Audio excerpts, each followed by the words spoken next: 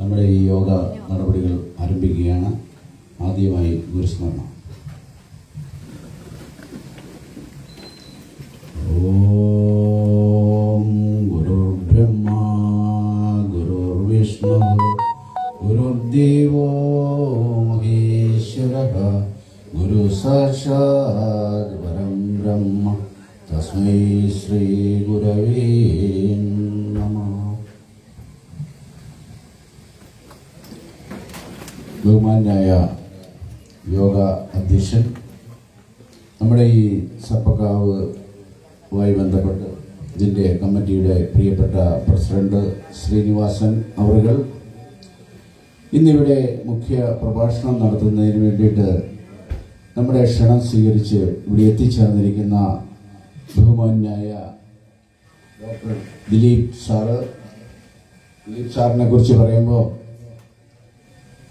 കാവ് സംരക്ഷണ സമിതിയുടെ സംസ്ഥാന പ്രസിഡന്റും അതോടൊപ്പം national member world human rights protection commission കൂടിയാണ് അദ്ദേഹം.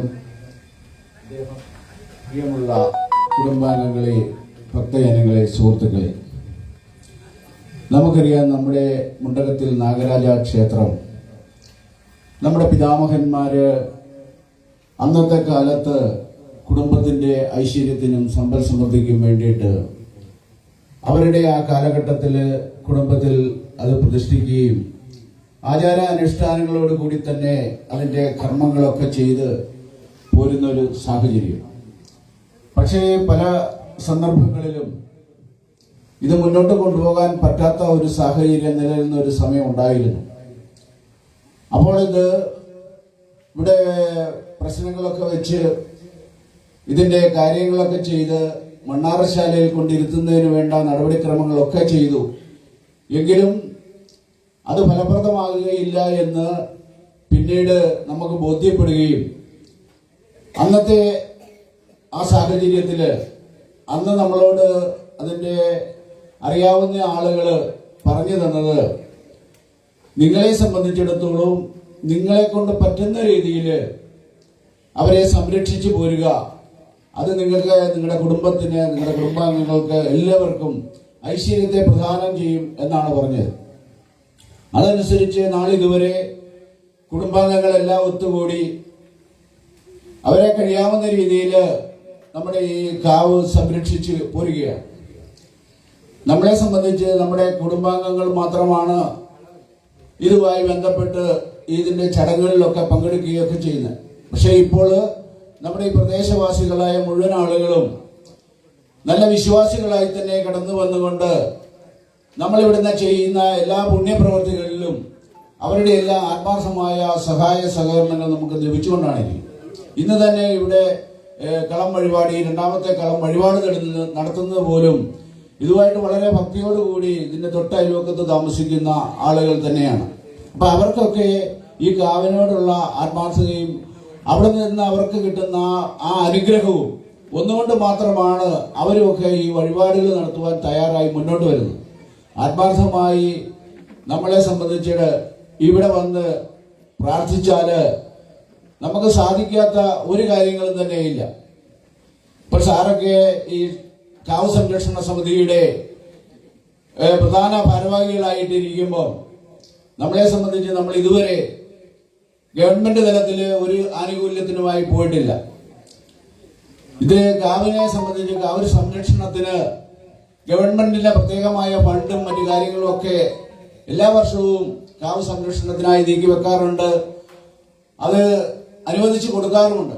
അതിന്റെ മാനദണ്ഡങ്ങൾ എങ്ങനെയാണെന്ന് എനിക്ക് കൃത്യമായിട്ട് അറിയില്ല. എങ്കിൽ പോലും ഫോറസ്റ്റ് ഡിപ്പാർട്ട്മെന്റുമായി ബന്ധപ്പെട്ടാണ് അതിന്റെ കാര്യങ്ങൾ നടക്കുന്നതെന്ന് അറിയാം. ഈ വർഷവും ഞാൻ അതിനെപ്പറ്റി അന്വേഷിച്ചപ്പോൾ മെയ് ജൂൺ മാസങ്ങളിലാണ് അതിന്റെ അപേക്ഷകൾ സ്വീകരിക്കുന്നത്. അന്നേരം അറിയിക്കാമെന്നാണ് എന്നോട് പറഞ്ഞത്. അപ്പൊ അങ്ങനെയൊക്കെയുള്ള കാര്യങ്ങളുണ്ട്. സാർ അത് എങ്ങനെയൊക്കെയാണ് അതിന്റെ പോകുന്നതൊക്കെ ചിലപ്പോൾ നമ്മളോട് പറഞ്ഞു തരുമായിരിക്കും. എങ്കിലും കാവിനെ സംബന്ധിച്ചിടത്തോളം വളരെ ഐശ്വര്യത്തോടു കൂടി നമുക്ക് ഇത്തരത്തില് നമ്മുടെ കാവിലെ പാട്ടും അതുപോലെ മറ്റു വഴിപാടുകളും ഒക്കെ നടത്തുവാൻ നമുക്ക് കഴിയുന്നുണ്ട്. നമ്മള് ഈ കാവില് നേരത്തെ ഒരു പുനഃപ്രതിഷ്ഠ നടത്തിയത് ഏപ്രിൽ മാസം 4-ാം തീയതി ആയിരുന്നു. അതുകൊണ്ട് ആ ദിവസം എല്ലാ വർഷവും ഏപ്രിൽ മാസം 4-ാം തീയതി മുണ്ടകത്തിൽ നാഗരാജ ക്ഷേത്രത്തിന്റെ പ്രതിഷ്ഠാ കർമ്മങ്ങൾ ഇവിടെ ഭംഗിയായി നടത്താറുണ്ട്. കുടുംബാംഗങ്ങൾ എല്ലാവരും തന്നെ അവർക്ക് വരാൻ പറ്റുന്ന സാഹചര്യമാണെങ്കിൽ വിദേശത്താണെങ്കിൽ പോലും അവരവരുടെ ജോലികളൊക്കെ മാറ്റിവെച്ച് ഈ തിരുസന്നിധിയിൽ എത്തിച്ചേരുകയും ആഘോഷപൂർവ്വം ഭക്തിയോടുകൂടി ഈ ചടങ്ങിൽ പങ്കെടുക്കുകയും ചെയ്യുന്നു. ഇവർക്കെല്ലാവർക്കും ഈ ക്ഷേത്രസമിതിയുടെ പേരിലുള്ള പ്രത്യേകമായ നന്ദി അറിയിക്കുന്നു. അതോടൊപ്പം ഞാൻ എന്റെ കടമയിലേക്ക് കിടക്കുകയാണ്. ഈ യോഗത്തിൽ അധ്യക്ഷത വഹിക്കുന്നത് ഈ ക്ഷേത്രസമിതിയുടെ പ്രസിഡന്റ് കൂടിയായ ശ്രീനിവാസൻ അവറുകളാണ്. അദ്ദേഹത്തെ സ്നേഹ ബഹുമാനത്തോടു കൂടി ഈ യോഗത്തിലേക്ക് സ്നേഹപൂർവ്വം സ്വാഗതം ചെയ്തുകൊള്ളുന്നു. അതുപോലെ തന്നെ നമുക്ക് ഇന്നിവിടെ മുഖ്യ പ്രഭാഷണം നടത്തുവാൻ എത്തിച്ചേരുന്നിരിക്കുന്നത് കാവ് സംരക്ഷണ സമിതിയുടെ സംസ്ഥാന പ്രസിഡന്റ് ഡോക്ടർ ദിലീപ് കുമാർ സാറാണ്. അദ്ദേഹത്തെ വളരെ ആദരപൂർവ്വം ഈ ക്ഷേത്രസന്നിധിയിലേക്ക് സ്വാഗതം ചെയ്യുന്നു. അതോടൊപ്പം തന്നെ അദ്ദേഹത്തെ സ്വീകരിക്കുന്നതിന് ഈ ക്ഷേത്രത്തിന്റെ പ്രസിഡന്റ് ശ്രീനിവാസൻ അവറുകളെ ക്ഷണിക്കുകയും ചെയ്യുന്നു.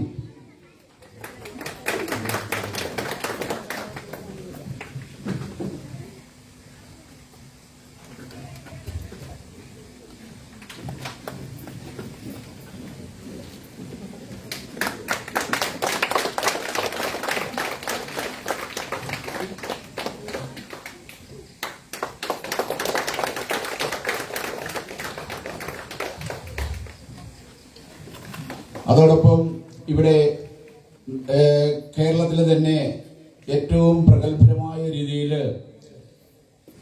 സർപ്പംപാട്ട് കളവെഴുത്തും പാട്ടും നടത്തുന്ന വള്ളി ജയശ്രീ അവറുകളാണ്.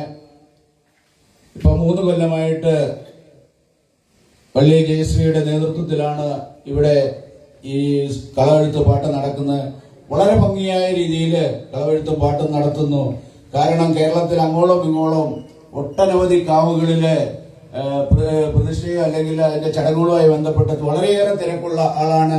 എങ്കിലും നമ്മളെ സംബന്ധിച്ച് നമ്മളത് ഏപ്രിൽ 4-ാം തീയതി എന്നുള്ളൊരു ഡേറ്റ് ഉണ്ടെങ്കിൽ വള്ളിയമ്മ നമുക്ക് വേണ്ടി ആ ഡേറ്റ് മാറ്റിവെക്കുകയും നമ്മൾ ചെന്ന് അതിന്റെ കാര്യങ്ങൾ പറയുമ്പോൾ കൃത്യമായിട്ട് സമയത്ത് തന്നെ ഇവിടെ എത്തിച്ചേരുകയും വളരെ ഭംഗിയായിട്ട് നമ്മുടെ കർമ്മങ്ങളൊക്കെ ചെയ്തു തരുന്ന വള്ളിയമ്മയെ ഈ ധന്യമായ മുഹൂർത്തത്തിൽ സ്വാഗതം ചെയ്യുന്നു. അതോടൊപ്പം തന്നെ ഈ കുടുംബത്തിന് എപ്പോഴും താങ്ങും തണലുമായി നിൽക്കുന്ന നമ്മുടെ കുടുംബാംഗങ്ങളാണ്. അവരുടെ സ്നേഹവും അവരുടെ സംഭാവനകളും ഒക്കെ കൊണ്ട് തന്നെയാണ് ഈ കാവിന്റെ പ്രവർത്തനങ്ങൾ മുന്നോട്ട് പോകുന്നത്. അതുകൊണ്ട് അവരെ എല്ലാവരെയും വളരെ സ്നേഹപൂർവ്വം ഈ ധന്യമായ വേദിയിലേക്ക് സ്വാഗതം ചെയ്യുന്നു. അതോടൊപ്പം ഈ കാവിടെ നിലനിന്നു പോകുന്നതിന് ആത്മാർത്ഥമായി സഹകരിക്കുന്ന നമ്മുടെ ഈ പ്രദേശത്തുള്ള ഭക്തജനങ്ങളായിട്ടുള്ള മുഴുവൻ ആളുകളെയും സ്നേഹപൂർവ്വം ഈ വേദിയിലേക്ക് സ്വാഗതം ചെയ്തുകൊണ്ട് നിർത്തുന്നു. നന്ദി, നമസ്കാരം. ധർമ്മം ജയിക്കട്ടെ.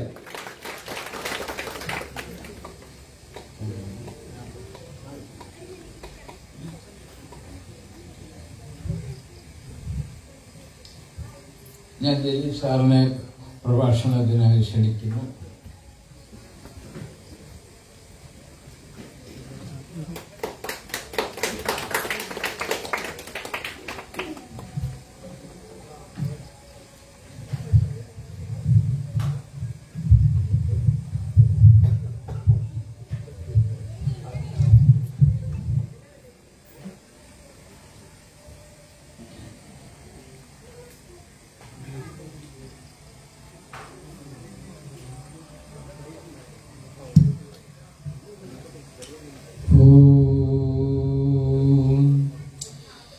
സഹസ്രശീർഷം ദിസഹസ്രവക്ത്രം പിശങ്കനേത്രം കപിലാംശുഘാട്യം പിശായുധം പ്രജ്വലദന്തബാഹും തം നാഗരാജം പ്രണതോസ്മി നിത്യം.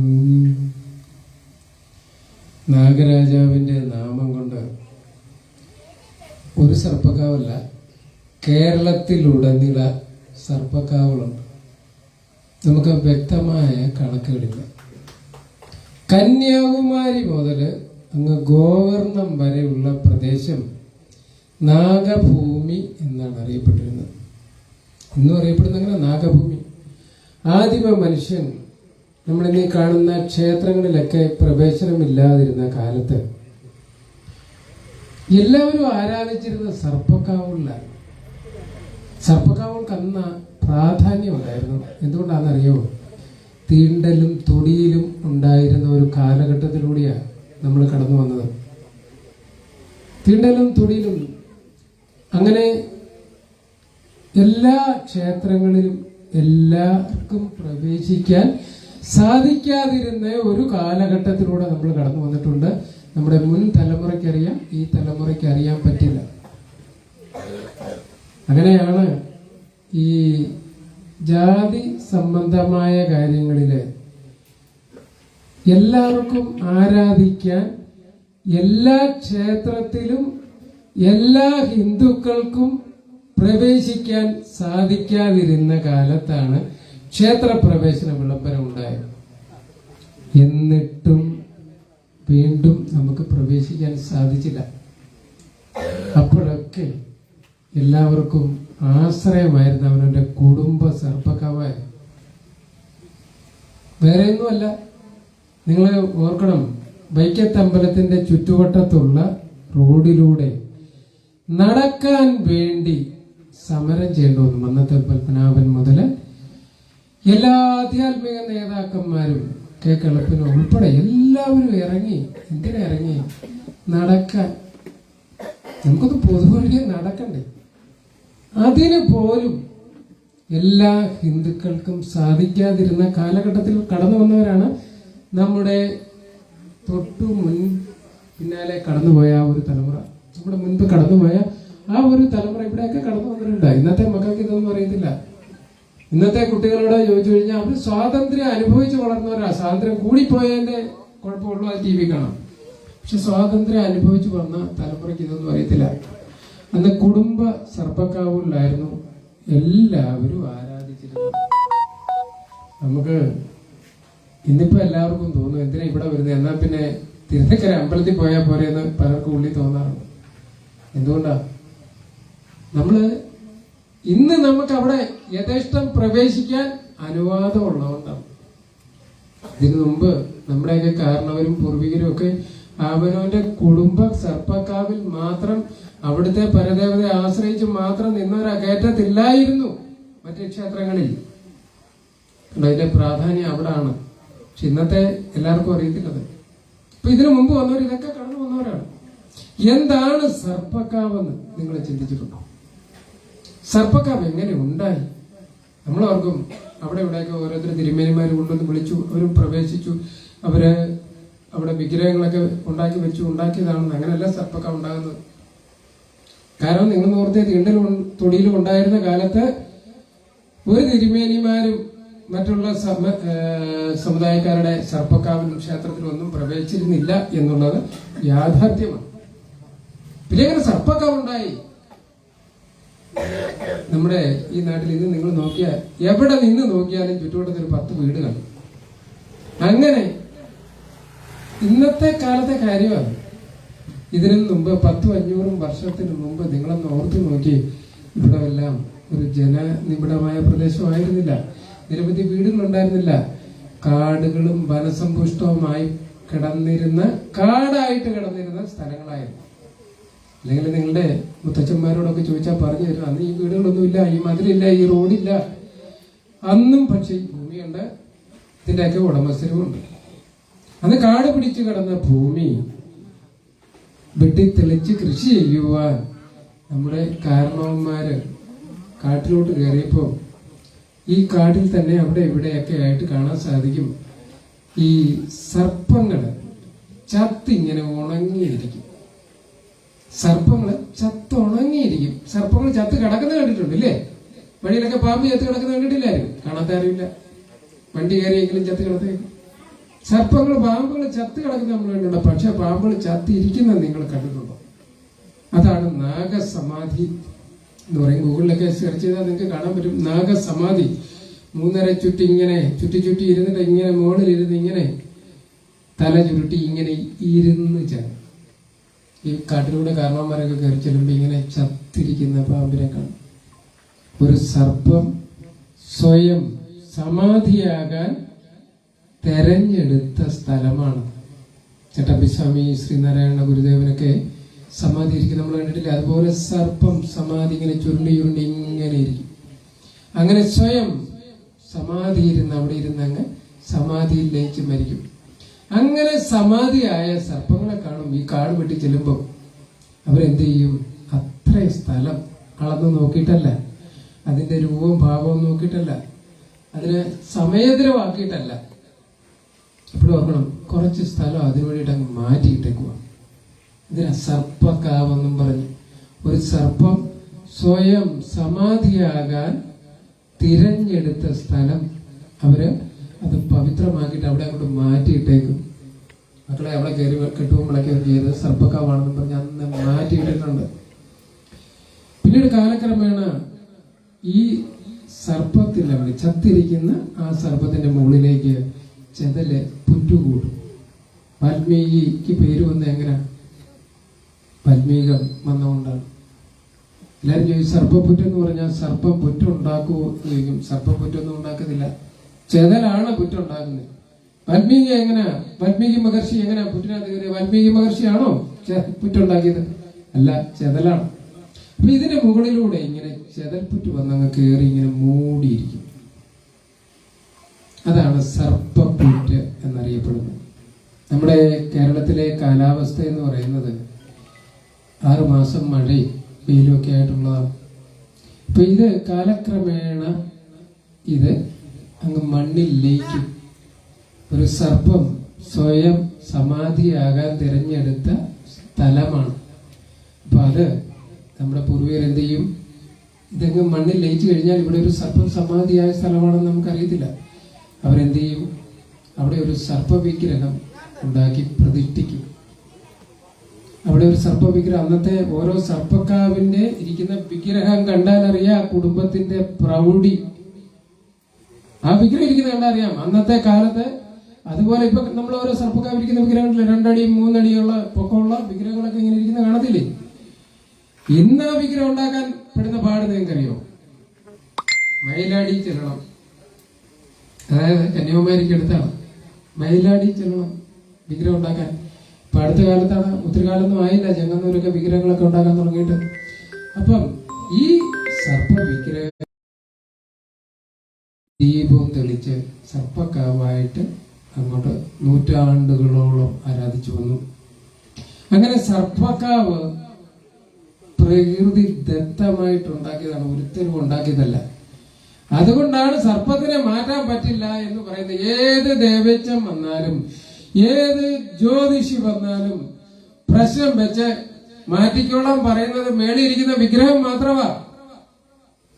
അവിടെ സമാധിയായ ആ സർപ്പത്തിന്റെ ആത്മാവിനെ നമുക്ക് മാറ്റാൻ പറ്റില്ല. നമ്മളൊക്കെ പറയും അച്ഛനെ എവിടെയാണ് അടക്കിയതെന്ന് ചോദിച്ചാൽ സ്ഥലം കാണിച്ചാൽ ഇന്നടത്താണ്, വടക്കപ്പുറത്ത് ഇല്ല തെക്കപ്പുറത്ത് ഇന്നടത്താണ്. അവിടെ ചെന്ന മാറാമ്പ് നിൽക്കുന്നത് കാണാം, അവിടെയാണ് അച്ഛനെ അടക്കിയത്. അതിന്റെ മേലുള്ള മാറാമ്പൻ പാടെല്ലാം നിങ്ങൾ വെട്ടിക്കളഞ്ഞു. സ്ഥലം മാറ്റാൻ നിങ്ങൾക്ക് പറ്റുമോ? പറ്റത്തില്ല. കാരണം അച്ഛനെ അടക്കിയത് എവിടെയാന്ന് ചോദിച്ചാൽ അന്നേരം സ്ഥലം കാണിച്ചു തരും, ഇവിടെ ആയിരുന്നു എന്ന് പറയും. എന്ന് പറഞ്ഞ പോലെ സർപ്പക്കാവ് നമുക്ക് മാറ്റാൻ സാധിക്കില്ല. പിന്നെ ജ്യോത്സ്യന്മാരും ആചാര്യന്മാരും കൂടി പുതിയൊരു സമ്പ്രദായം കൊണ്ടുപോയി നമുക്ക് കാവ് മാറ്റൽ എന്ന് പറഞ്ഞു. അങ്ങനെ ഒരു സംഭവവും ഇല്ല.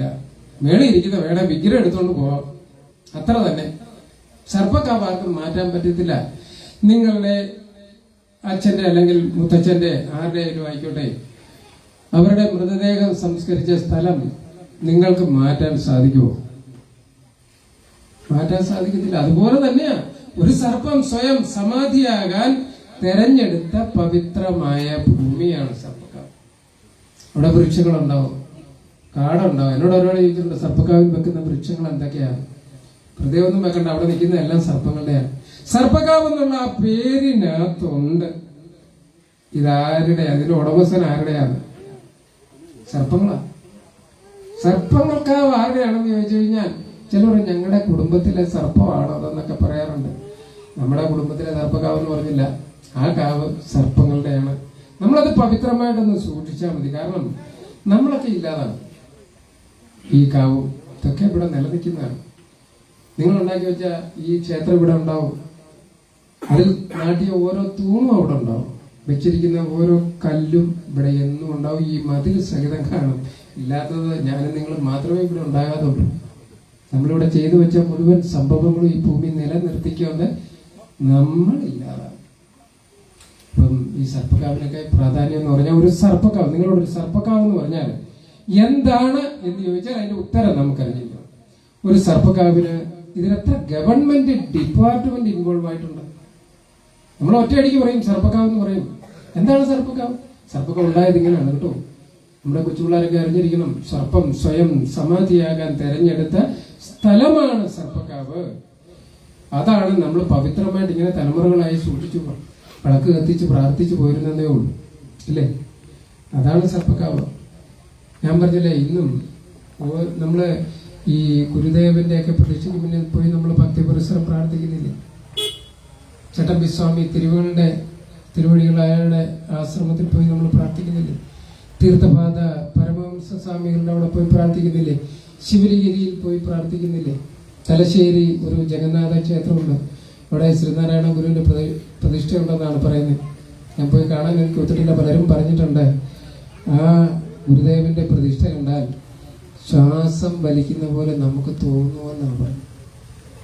ഞാൻ കാണാൻ ആഗ്രഹിക്കുന്നതാണ്, ഇവരെ കാണാൻ പറ്റിയിട്ടില്ല.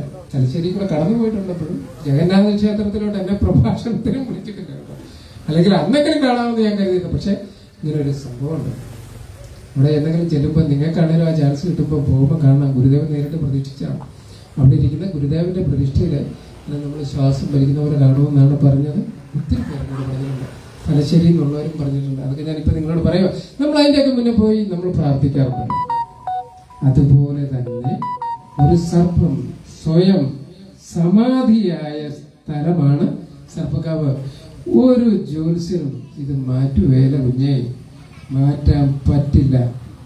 അങ്ങനെ പറയുന്നുണ്ടെങ്കിൽ ചുമ്മാ തട്ടിപ്പായിരിക്കും. നിങ്ങൾ വിശ്വസിക്കരുത്. കാരണം അത് സർപ്പക്കാവ് എന്താണെന്ന് മനസ്സിലാക്കണമെങ്കിൽ ആദ്യം നമ്മൾ മനസ്സിലാക്കണം, ഒരു സർപ്പക്കാവിന് സ്വന്തമായിട്ട് ഭൂമിയുണ്ട്, ഇല്ലേ? ഒരു സർപ്പക്കാവിന് ആദ്യം ഉള്ളത് എന്തുവാ? 5 സെന്റ് ആയിക്കോട്ടെ, 10 സെന്റ് ആയിക്കോട്ടെ, 2 സെന്റ് ആയിക്കോട്ടെ, 1 സെന്റ് ആയിക്കോട്ടെ, അതിന് സ്വന്തമായിട്ട് ഭൂമിയുണ്ട്. അപ്പൊ സർപ്പക്കാവിന് സ്വന്തമായിട്ട് ഭൂമിയുണ്ട്. റവന്യൂ വകുപ്പിന് ഇതുമായിട്ട് ബന്ധമുണ്ട്. നമ്മള് ഈ പഴയ സർപ്പക്കാവിന്റെ ഒക്കെ ആധാരങ്ങളൊക്കെ നമ്മൾ തപ്പിപ്പോയി കഴിഞ്ഞാൽ റവന്യൂ രേഖകളിലൊന്നും ഒരിടത്തും സർപ്പക്കാവെന്ന് രേഖപ്പെടുത്തിയിട്ടില്ല. അതുകൊണ്ട് നമ്മളുടെ പ്രധാന സർപ്പക്കാവ് സംരക്ഷണ സമിതിയുടെ പ്രധാന ഒരു ആവശ്യമാണ് റവന്യൂ രേഖകളിൽ സർപ്പക്കാവ് ഉണ്ടാകണം. ഓരോ നാട്ടിലെയും നിങ്ങൾ നിങ്ങളുടെ വില്ലേജ് ഓഫീസറോട് ചോദിച്ചേ, നമ്മുടെ ഇവിടെ ഒരു വിവരാവകാശ നിയമപ്രകാരം അപേക്ഷ കൊണ്ട് വെച്ചാൽ ഞങ്ങളുടെ നാട്ടിൽ എത്ര സർപ്പക്കാവുണ്ടെന്ന് ചോദിച്ചാൽ അവിടെ കണക്കൊന്നുമില്ല, അവർക്ക് അറിയത്തില്ല. എന്തുകൊണ്ടാ? റവന്യൂ രേഖകളിൽ സർപ്പക്കാവ് ഒഴിവാക്കപ്പെട്ടു, റിസർവേയിൽ ഒഴിവാക്കപ്പെട്ടാണ്. അപ്പൊ നമുക്ക് റവന്യൂ രേഖകളിൽ സർപ്പക്കാവ്. അപ്പൊ സർപ്പക്കാവിന് സ്വന്തമായിട്ട് ഭൂമിയുണ്ട്. അതുകൊണ്ടാണ് റവന്യൂ രേഖകളിൽ ഇത് വരേണ്ടത് അത്യാവശ്യമാണെന്ന് പറയുന്നത്. ഈ 2 സർപ്പക്കാവിൽ ഇപ്പൊ നോക്കി, റവന്യൂ ഡിപ്പാർട്ട്മെന്റിന് സർപ്പക്കാവുമായിട്ട് ബന്ധമുണ്ട് കേട്ടോ. എത്ര ഡിപ്പാർട്ട്മെന്റുകള് ഒരു നമ്മുടെ നാട്ടിലെ കുടുംബ സർപ്പക്കാവുമായിട്ട് ബന്ധമുണ്ടെന്നാണ് ഞാൻ പറഞ്ഞു തരുന്നത്. സർപ്പക്കാവിലിരിക്കുന്ന വിഗ്രഹങ്ങൾ 500, 1000, 10,000 വർഷത്തെ പഴക്കമുള്ള സർപ്പക്കാവുകളൊക്കെ നിങ്ങൾക്ക് കാണാം. ഇന്ന് കാണുന്ന ക്ഷേത്രങ്ങൾ ഉണ്ടാകുന്നതിന് മുമ്പ് ആദിമ മനുഷ്യൻ ആരാധിച്ചു വന്നിരുന്നത് സർപ്പക്കാവുകളിലാണ്. അപ്പൊ സർപ്പക്കാവിലിരിക്കുന്ന വിഗ്രഹങ്ങൾ പുരാവസ്തുക്കളാണ്. ഈ ജ്യോതിഷന്മാരും ആചാര്യന്മാരും എല്ലാം ചേർന്ന് എടുത്തുകൊണ്ട് പോകുന്നത് ഈ പുരാവസ്തു വിഗ്രഹങ്ങളാണ്.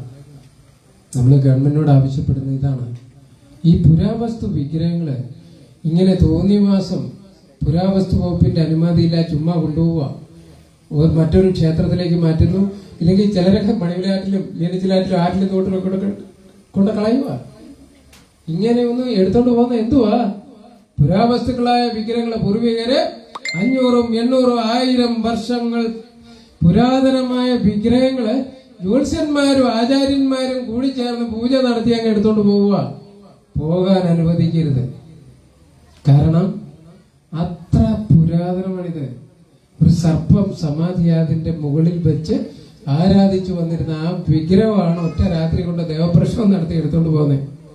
ഞാൻ പറഞ്ഞത് ഓരോരുത്തരും പറയുന്നത് അവനവന്റെ അറിവാണ്. ഓരോരുത്തരും പറയുന്ന അവനവന്റെ അറിവാണ്. പത്തി തോറ്റ ജ്യോത്സ്യം പറയുന്നത് അദ്ദേഹത്തിന്റെ അറിവായിരിക്കും. അതിലും അറിവുള്ളവരായിരിക്കും ചിലപ്പോൾ നിങ്ങള്. കാരണം MBAയും എഞ്ചിനീയറിംഗും എല്ലാം പഠിച്ച് നല്ല നിലയിലെത്തിയ അധ്യാപകർ ഉൾപ്പെടെയുള്ളവര് എന്റെ മുന്നിൽ കാണും. ഇല്ല, ഇത് ശ്രമിക്കുന്നുണ്ടായിരിക്കും. അത്ര അറിവുള്ളവരുടെ മുന്നിൽ ഇരുന്ന് പത്തി തോറ്റവരിന്ന് പറയാ ഭഗവാനിക്ക് പോരുവാ, നമുക്ക് കൊണ്ടുപോയേക്കാം എന്ന് പറഞ്ഞാൽ സമ്മതിച്ചു കൊടുക്കരുത്. നിങ്ങൾ അറിവുള്ളവരാണ്. അങ്ങനെ കഴുത്തേലെ രുദ്രേക്ഷമാലയുടെ ബലമോ, കഴുത്തി കിടക്കുന്ന നേരുതിന്റെ ബലമോ, നെറ്റിയിലെ ചന്ദനക്കുറിയുടെ ബലമോ കണ്ട് സർപ്പക്കാവാരും കൊണ്ടുപോകാൻ നിങ്ങൾ അനുവദിക്കരുത്. നമ്മുടെ നിങ്ങളുടെയൊക്കെ പൂർവികര് എത്ര തലമുറയ്ക്ക് ഉണ്ടാക്കി വെച്ച ഒരു സർപ്പക്കാവാണ്. ഒരു നിമിഷം ഒരു ജ്യോത്സ്യം നമുക്ക് ഭഗവാൻ ഒരുങ്ങി നിൽക്കുക, നമുക്ക് കൊണ്ടുപോയേക്കാന്ന് പറഞ്ഞാൽ അങ്ങനെ ഭഗവാൻ ഒരുങ്ങണ്ട. അതാണ് അതിന്റെ സത്യം. കാരണം പോകുകയല്ല ഭഗവാൻ.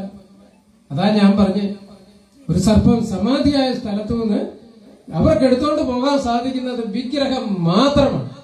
നമ്മൾ ഗവൺമെന്റിനോട് ആവശ്യപ്പെട്ടിരുന്ന സർപ്പക്കാവ് സംരക്ഷണ സമിതിയുടെ രണ്ടാമത്തെ ആവശ്യം, പുരാവസ്തു വകുപ്പിന് ഇതിനകത്ത് ബന്ധമുണ്ട്. അതുകൊണ്ട് പുരാവസ്തു വകുപ്പിന്റെ അനുവാദമില്ലാതെ ഒരു സർപ്പക്കാവിലെയും വിഗ്രഹം ആരും കൊണ്ടുപോകാൻ പാടില്ല. ഇപ്പൊ പുരാവസ്തു വകുപ്പിന് ഇതിനകത്ത് ബന്ധമുണ്ട്. വകുപ്പിന് ബന്ധമുണ്ടായാൽ മാത്രം മതിയോ? ഈ വിഗ്രഹം ഇരിക്കുന്നത്, പുരാവസ്തുക്കളായ വിഗ്രഹം ഇരിക്കുന്ന പീഠം ഒന്ന് പൊളിഞ്ഞു വീണാൽ ഇതിന് കാശുണ്ടാക്കട്ടെ. അപ്പൊ ആ സംരക്ഷിക്കാൻ, അതിന്റെ പീഠമൊക്കെ സംരക്ഷിക്കാൻ പുരാവസ്തു വകുപ്പിൽ നിന്നും നമുക്ക് ധനസഹായം കൂടി കിട്ടണം. മനസ്സിലാകുന്നുണ്ടോ? അതായത് പുരാവസ്തു വകുപ്പിന്റെ വിഗ്രഹങ്ങളാണ് നിങ്ങൾ എല്ലാവരും കൂടി ഈ സംരക്ഷിക്കുന്നത്. നമ്മുടെ ആരാധനയുടെ ഭാഗമാണെങ്കിലും സംഭവം പുരാവസ്തുക്കളാണ്. അപ്പൊ അത് പുരാവസ്തു വകുപ്പിന് വേണ്ടി നമ്മളിങ്ങനെ സംരക്ഷിക്കുമ്പം ഈ ഓരോ സർപ്പക്കാവിലും നമ്മുടെ എന്നൊന്നും വേണ്ട, നമുക്ക് ആ പീഠം പൊളിച്ചു പണിയുന്നൊക്കെ സ്ഥിതി വരും. ഇത് ആയുഷ്കാലം ഇങ്ങനെ ഇരിക്കത്തില്ലല്ലോ. സർപ്പക്കാവിനകത്ത് മരമൊക്കെ ഉണ്ട്, ഇതിന്റെ വേരൊക്കെ കയറി ഇതിന്റെ തറയൊക്കെ പൊട്ടി പൊളിഞ്ഞൊക്കെ പോകുമ്പം പുരാവസ്തു വകുപ്പിൽ നിന്ന് നമുക്കൊരു 1000 രൂപ ഇല്ലേ 2000 മൊത്തം തരണ്ടെന്നേ. എന്നാലും അത് ആ പീഠം കെട്ടിക്കാനുള്ള ഒരു സഹായം പുരാവസ്തു വകുപ്പിൽ നിന്നും ഓരോ സർപ്പക്കാവുള്ള കുടുംബത്തിനും ലഭിക്കണം. ഇപ്പൊ ഞാൻ കേരള സർപ്പക്കാവ് സംരക്ഷണ സമിതിയുടെ സ്ഥാപകനാണ്. 2008 ഇങ്ങനെ ഒരു പ്രസ്ഥാനം സംസ്ഥാന തലത്തിൽ ഉണ്ടാക്കുന്നത്. ഇത് സർപ്പക്കാവ് സംരക്ഷണ സമിതിക്ക് കിട്ടിയാൽ നിങ്ങൾക്ക് വല്ല പ്രയോജനമുണ്ടോ? ഒരു പ്രയോജനമില്ല. ഒരു സംഘടനയ്ക്കും സർപ്പക്കാവ് സംരക്ഷിക്കാൻ പൈസ കൊടുക്കരുതെന്ന് ഞാൻ തന്നെയാണ് ഗവൺമെന്റിനോട് ആവശ്യപ്പെട്ടത്. നിങ്ങൾക്ക് കിട്ടണം. ഈ നാട്ടിലെ ഒരു സർപ്പക്കാവ് സംരക്ഷിക്കുന്ന ഓരോ കുടുംബങ്ങളും, ആ കുടുംബങ്ങൾക്ക് വേണം കിട്ടാൻ. മനസ്സിലാകുന്നുണ്ടോ? ഇപ്പൊ സർപ്പക്കാവ് സംരക്ഷണ സമിതിക്ക് ഫണ്ട് കിട്ടിയിട്ട് നിങ്ങൾക്ക് അതുകൊണ്ട് ഈ കാവിന് എന്തെങ്കിലും പ്രയോജനമുണ്ടോ? ഇവിടുത്തെ ഒരു തറ പൊളിച്ച് കിട്ടാൻ പറ്റും, അപ്പോഴും നിങ്ങൾ ഷെയർ ഇടണം, വേണ്ടേ? അപ്പൊ നമ്മൾ ഗവൺമെന്റിനോട് ആവശ്യപ്പെടുന്നത് ഈ ഫണ്ട് അതാത് കുടുംബങ്ങൾക്ക് കിട്ടണം. നമുക്ക് സർപ്പക്കാവിന് സ്വന്തമായിട്ട് ഭൂമിയുണ്ട്, റവന്യൂ വകുപ്പിന് ഇതിനകത്ത് ബന്ധമുണ്ട്, റവന്യൂ രേഖകളിൽ ഇതുണ്ടാകണം. സർപ്പക്കാവിലെ വിഗ്രഹങ്ങള് പുരാവസ്തുക്കളാണ്. അതുകൊണ്ട് പുരാവസ്തു വകുപ്പിന് ഇതിനകത്ത് ബന്ധമുണ്ട്. ഇപ്പൊ സർപ്പക്കാവ് സംരക്ഷണ സമിതിയിൽ പുരാവസ്തു വകുപ്പിന് ഭയങ്കരം ഒരു ബന്ധം ഇതിനകത്തുണ്ട്. നമ്മുടെ പുരാവസ്തു വിഗ്രഹങ്ങള് ആരും എടുത്തുകൊണ്ട് തോട്ടിക്കൊണ്ടുപോകരുത്, തോട്ടിക്കൊണ്ട് ഇടരുത്, ആറ്റിലും തോട്ടിലും ഒന്നും കളയരുത്, മറ്റു നാഗരാജ ക്ഷേത്രങ്ങളിലോട്ട് മാറ്റരുത്. ഇതെല്ലാം അവരവിടെ കൊണ്ടുപോയി അവിടുത്തെ മതിലിന്റെ പുറത്ത് വെച്ചിട്ടുമുണ്ട്. ഇതിനൊന്നും അനുവദിക്കരുത്. നമ്മുടെ പൂർവികരെ വെച്ച് ആരാധിച്ചത് നമ്മുടെ സർപ്പക്കാവിൽ തന്നെ ഇരിക്കണം. ഇനി സർപ്പക്കാവിന് സാംസ്കാരിക വകുപ്പുമായിട്ട് ബന്ധമുണ്ട് അല്ലേ? സർപ്പക്കാവിന് സാംസ്കാരിക വകുപ്പുമായിട്ട് ബന്ധമുണ്ടോ? ബന്ധമുള്ളതുകൊണ്ടാണ് ഇവിടെ സർപ്പക്കളം വരയ്ക്കുന്നത്. സർപ്പക്കളം എഴുത്ത്, സർപ്പം പാട്ട്, സർപ്പം തുള്ളല്, ഇപ്പൊ വടക്കോട്ടൊക്കെ പോയ നാവൂർ പാട്ട് ഇങ്ങനെ സർപ്പക്കാവിനെ ചുറ്റിപ്പറ്റിയ ഒരു സംസ്കാരം രൂപം കൊണ്ടു. അപ്പൊ സാംസ്കാരിക വകുപ്പിന് ഇതിനകത്ത് പങ്കുണ്ട്. വർഷം തോറും സർപ്പം തുള്ളലും സർപ്പം പാട്ടും കളമെഴുത്തും ഒക്കെ നടത്തുമ്പോൾ 1000 രൂപ നമുക്ക് സാംസ്കാരിക വകുപ്പിൽ നിന്ന് കിട്ടാൻ അർഹതയുണ്ട്. 10 ലക്ഷം 12 ലക്ഷം ഒന്നും വേണ്ട. നമ്മൾ പറയുന്നത് ഒരു ചെറിയ തുക ഇതിനൊരു പ്രോത്സാഹനമായിട്ട് ആ കുടുംബ സർപ്പക്കാവിൽ നിന്ന് കിട്ടണം. ഇതൊക്കെ നമ്മുടെ ആവശ്യങ്ങളാണ്. നീ സർപ്പക്കാവിനെ ചുറ്റിപ്പറ്റി ഒരു ജാതി തന്നെ ഉണ്ടായി.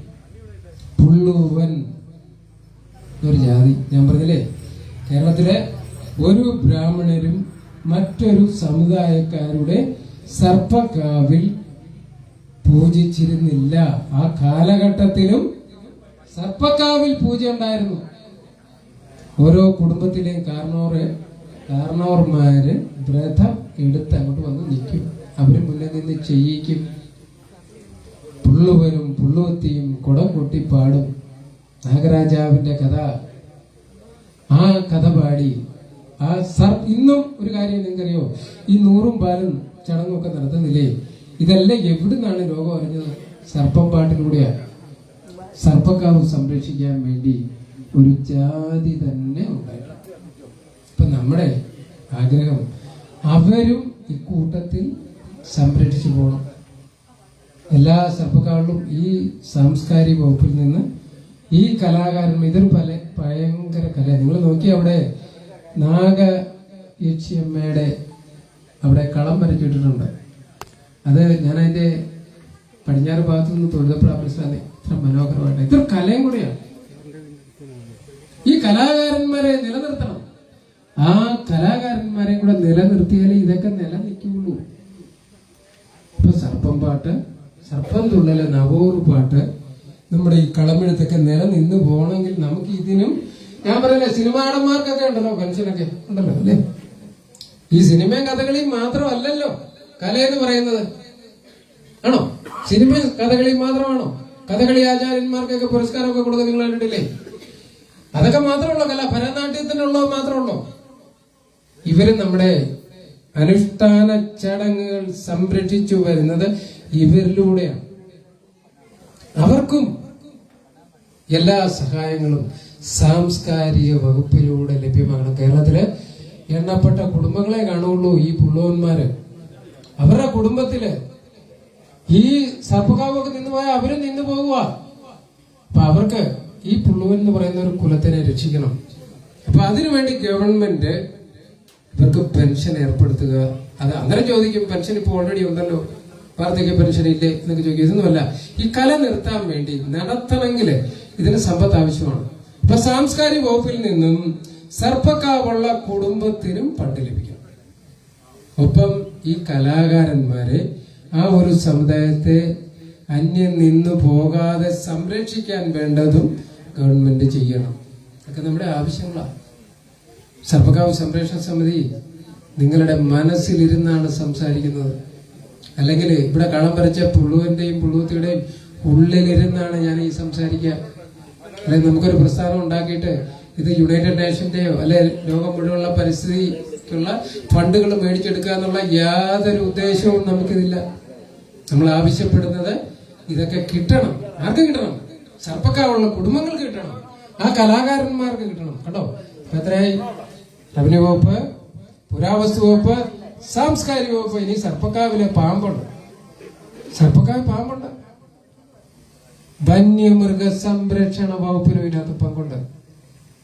അതായത് വന്യമൃഗ സംരക്ഷണ വകുപ്പ് ആർട്ടിക്കിൾ 7-ൽ പെടുത്തിയിരിക്കുന്ന, അതായത് വംശനാശ ഭീഷണി നേരിടുന്ന പാമ്പുകൾ വരെ സർപ്പക്കാവിലുണ്ട്. ഇപ്പൊ സർപ്പക്കാവിന് വന്യമൃഗ സംരക്ഷണത്തിലൂടെയായി നോക്കിയേ എത്ര ഡിപ്പാർട്ട്മെന്റുകൾ അതിലേക്ക് കടന്നു വരുന്നേ. ഇത് മാത്രമോ? സർപ്പക്കാവിൽ വൃക്ഷങ്ങളുണ്ട്, ഔഷധ സസ്യങ്ങളുണ്ട്, കാടുണ്ട്, പടലുണ്ട്, എല്ലാം ഉണ്ട്. ഇപ്പൊ വനം പരിസ്ഥിതി വകുപ്പിനും ഇതിനകത്ത് പങ്കുണ്ട്. യഥാർത്ഥത്തിൽ ഇപ്പൊ എത്ര ഡിപ്പാർട്ട്മെന്റ് ഇതിനകത്തൂടെ കടന്നു വന്നു നോക്കി.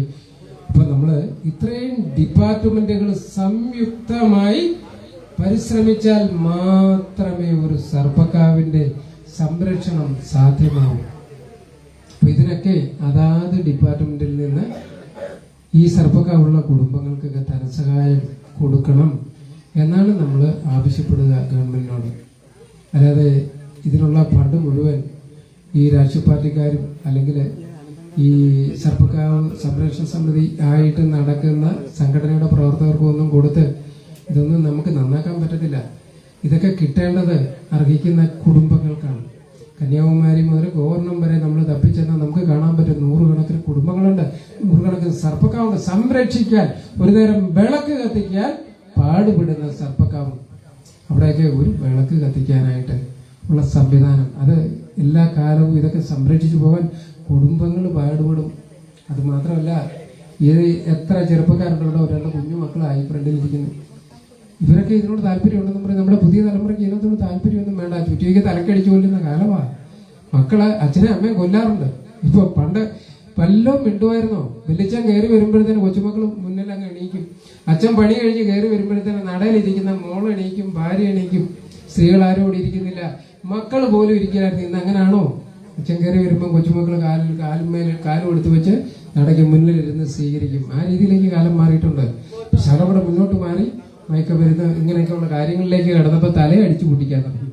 പേടിച്ചിട്ട് പിള്ളേരോടൊന്നും മിണ്ടാൻ മേലാത്ത കാലമാണ്. ഇതൊക്കെ കാലം മാറി വരുന്നുണ്ട്. നമ്മൾ ഇതെല്ലാം ആധ്യാത്മികതയിലൂടെ വേണം നമ്മൾ മാറ്റിയെടുക്കാൻ. കാരണം മക്കൾ വീട്ടിലിരുന്ന് നാമം ചൊല്ലുന്നില്ലേ? നാമം ചൊല്ലാൻ പറ്റുകയില്ല. കാരണം എന്തുവാ, ആ സമയത്ത് സീരിയലിന്റെ കാലം പോയി. ഒറ്റ കാരണം തല നേരെ പോകത്തില്ലല്ലോ, എല്ലാവരും മൊബൈലിലല്ലേ. അപ്പൊ എന്നാ വെച്ച് കഴിഞ്ഞാല് ഇപ്പം വഴി നിൽക്കുന്ന കണ്ടിട്ടുണ്ടോ? വണ്ടി ഇടിച്ച് ഏറ്റവും കൂടുതൽ അപകടം ഉണ്ടാകും നിങ്ങൾക്ക് അറിയാമോ? വഴിയെ പോകുന്നവൻ ഇങ്ങനെ നോക്കിക്കൊണ്ട് നടക്കും, വണ്ടി ഒന്ന് ഇടിക്കും ഒന്നത്. ചേട്ടാ ഇനി വണ്ടി ഓടിക്കുന്നവനോ ഒരു കൈ സ്റ്റീറിങ്ങിലാണ്, മറ്റേ കൈ ഇങ്ങനെ നോക്കിക്കൊണ്ടിരിക്കും. എങ്ങനെയായാലും അപകടമാണ്. അതാണ് ഇപ്പൊ അപകടം കൂടിക്കൊണ്ടിരിക്കുക. അപ്പൊ ഇങ്ങനെയൊക്കെയുള്ള കാലത്ത് നമുക്കിത് ആധ്യാത്മികതയിലൂടെ നമുക്ക് കൊണ്ടുപോകാൻ സാധിക്കും. അവനവന്റെ കുടുംബ സർപ്പക്കാവുകളെല്ലാം ഉണരണം. അപ്പൊ അതിനു വേണ്ടിയിട്ട് ഗവൺമെന്റിന്റെ സഹായവും കൂടെ ഉണ്ടാകണം. അതിന് നിങ്ങളൊക്കെ ചെയ്യേണ്ട എന്നാ വെച്ച് കഴിഞ്ഞാല്, ഈ സർപ്പക്കാവിന് നമ്മൾ 2010 ബിനോയ് വിശ്വം മിനിസ്റ്റർ ആയിട്ടിരിക്കുന്ന സമയത്ത് കേരള സർപ്പക്കാവ് സംരക്ഷണ സമിതി ഒരു നിവേദനം അദ്ദേഹത്തിന് സമർപ്പിച്ചു. കാരണം ഈ സർപ്പക്കാവൊന്നും മാറ്റരുത്, ഇത് സംരക്ഷിക്കപ്പെടണം. നമ്മുടെ പൗരാണിക സമ്പത്താണ് സർപ്പക്കാവ്, ഇതാരും കൊണ്ടുപോകാൻ പാടില്ല. അതിനു വേണ്ടിയിട്ട് അവർക്ക് ഒന്നുമില്ല എന്ന് തോന്നുന്നതുകൊണ്ടല്ലേ ഇത് കാവുമാറ്റലും പരിപാടിയൊക്കെ ആയിട്ട് പോകുന്നത്. അതല്ല, ഒരു സാമ്പത്തിക സഹായം ചെയ്യണമെന്ന് ആവശ്യപ്പെട്ട് അങ്ങനെ അന്ന് ബിനോയ് വിശ്വം എനിക്ക് അയച്ച ലെറ്റർ വരെ ഇന്നും ഞാൻ സൂക്ഷിച്ചു വെച്ചിട്ടുണ്ട്. കാരണം അന്ന് അനുവദിച്ചതാണ്. 2010 മുതൽ കാവ് സംരക്ഷിക്കാൻ സംസ്ഥാനത്ത് ഫണ്ട് അനുവദിച്ചു വെച്ചു. ഇങ്ങനെ വനം വകുപ്പിൽ നിന്ന്, പരിസ്ഥിതി വകുപ്പിൽ നിന്ന് മാത്രമേ നിലവിൽ ഫണ്ടുള്ളൂ. പക്ഷെ ഇനി നമുക്ക് കിട്ടാൻ യോഗ്യതയുള്ള ഡിപ്പാർട്ട്മെന്റുകളുണ്ട്. അതാ ഞാൻ പറയുന്നത്, പുരാവസ്തു വകുപ്പിൽ നിന്ന് കിട്ടണം, സാംസ്കാരിക വകുപ്പിൽ നിന്ന് കിട്ടണം, വനം വന്യജീവി വകുപ്പിൽ നിന്നൊക്കെ സർപ്പക്കാവിന് ഫണ്ട് കിട്ടണം. ഇതൊക്കെ കിട്ടുന്നിടം വരെ നിങ്ങളൊക്കെ ഇങ്ങനെ ഇരുന്നോളൂ. സർപ്പക്കാവ് സംരക്ഷണ സമിതി മുന്നിലുണ്ട്. ഇതൊക്കെ മേടിച്ചങ്ങോട്ട് തരും. മനസ്സിലാവുന്നുണ്ടോ? സർപ്പക്കാവ് സംരക്ഷണ സമിതിയുടെ പുറകെ ആരും സമരം ചെയ്യണം. നമ്മള് സെക്രട്ടേറിയറ്റ് പോയി ധർണ നടത്തുന്നില്ല, സമരം ചെയ്യുന്നില്ല, ഒന്നുമില്ല. നമ്മൾ യാതൊന്നും ചെയ്യുന്നില്ല. പക്ഷെ നമ്മൾ ആവശ്യപ്പെടുന്നത് വ്യക്തമായ നിയമമാണ് ഉണ്ടാകുന്നത്. നമുക്ക് വേണ്ട നിയമമാണ്. സർപ്പക്കാവിന് സ്വന്തമായിട്ട് ഭൂമി ഉണ്ടെങ്കിൽ ആ ഭൂമി സംരക്ഷിക്കപ്പെടണം.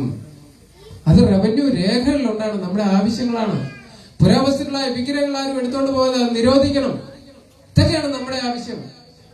അവിടുന്ന് ഫണ്ട് കിട്ടണം. നമുക്ക് ഈ വിഗ്രഹങ്ങളൊക്കെ, പുരാവസ്തു വിഗ്രഹങ്ങൾ അവിടെ ഉറച്ചിരിക്കണമെങ്കിൽ പൊട്ടിപ്പൊളിയാത്ത പീഠങ്ങൾ ഉണ്ടാകണം. കലാകാലങ്ങളിൽ അത് പൊളിച്ചുകൊണ്ടേണ്ട സമയം പുരാവസ്തു വകുപ്പിൽ നിന്ന് സർപ്പക്കാവുള്ള കുടുംബത്തിന് ഫണ്ട് ലഭ്യമാക്കണം. ഇതൊക്കെ നമ്മുടെ ആവശ്യമാണ്.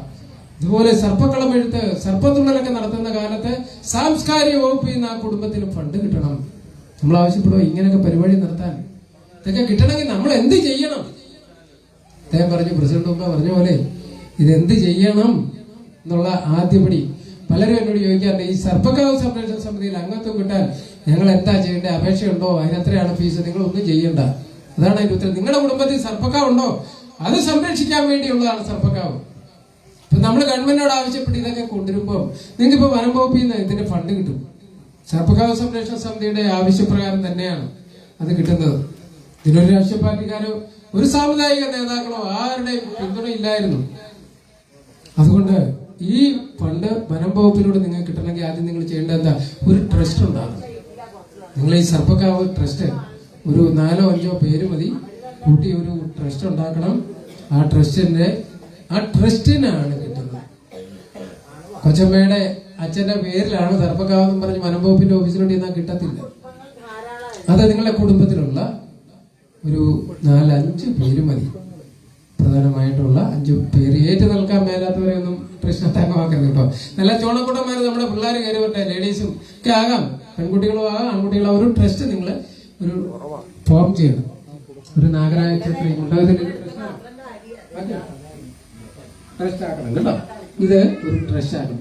എന്നിട്ട് വനം വകുപ്പിന്റെ ഓഫീസിൽ അപേക്ഷ കൊടുക്കണം. ആ ട്രസ്റ്റിനാണ് കിട്ടുക. ഇപ്പൊ ഇതിപ്പോ എന്നെ ശ്രമിക്കുന്നുണ്ട് സോഷ്യൽ മീഡിയയിലൂടെ, ഫേസ്ബുക്കിലൂടെ ഒക്കെ. ഇത് ലൈവാണ്.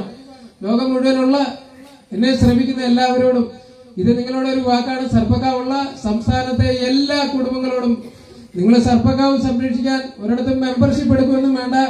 നിങ്ങളുടെ കുടുംബത്തിലുള്ള 4-5 പേരെ കൂട്ടി ഒരു ട്രസ്റ്റ് ഉണ്ടാക്കി.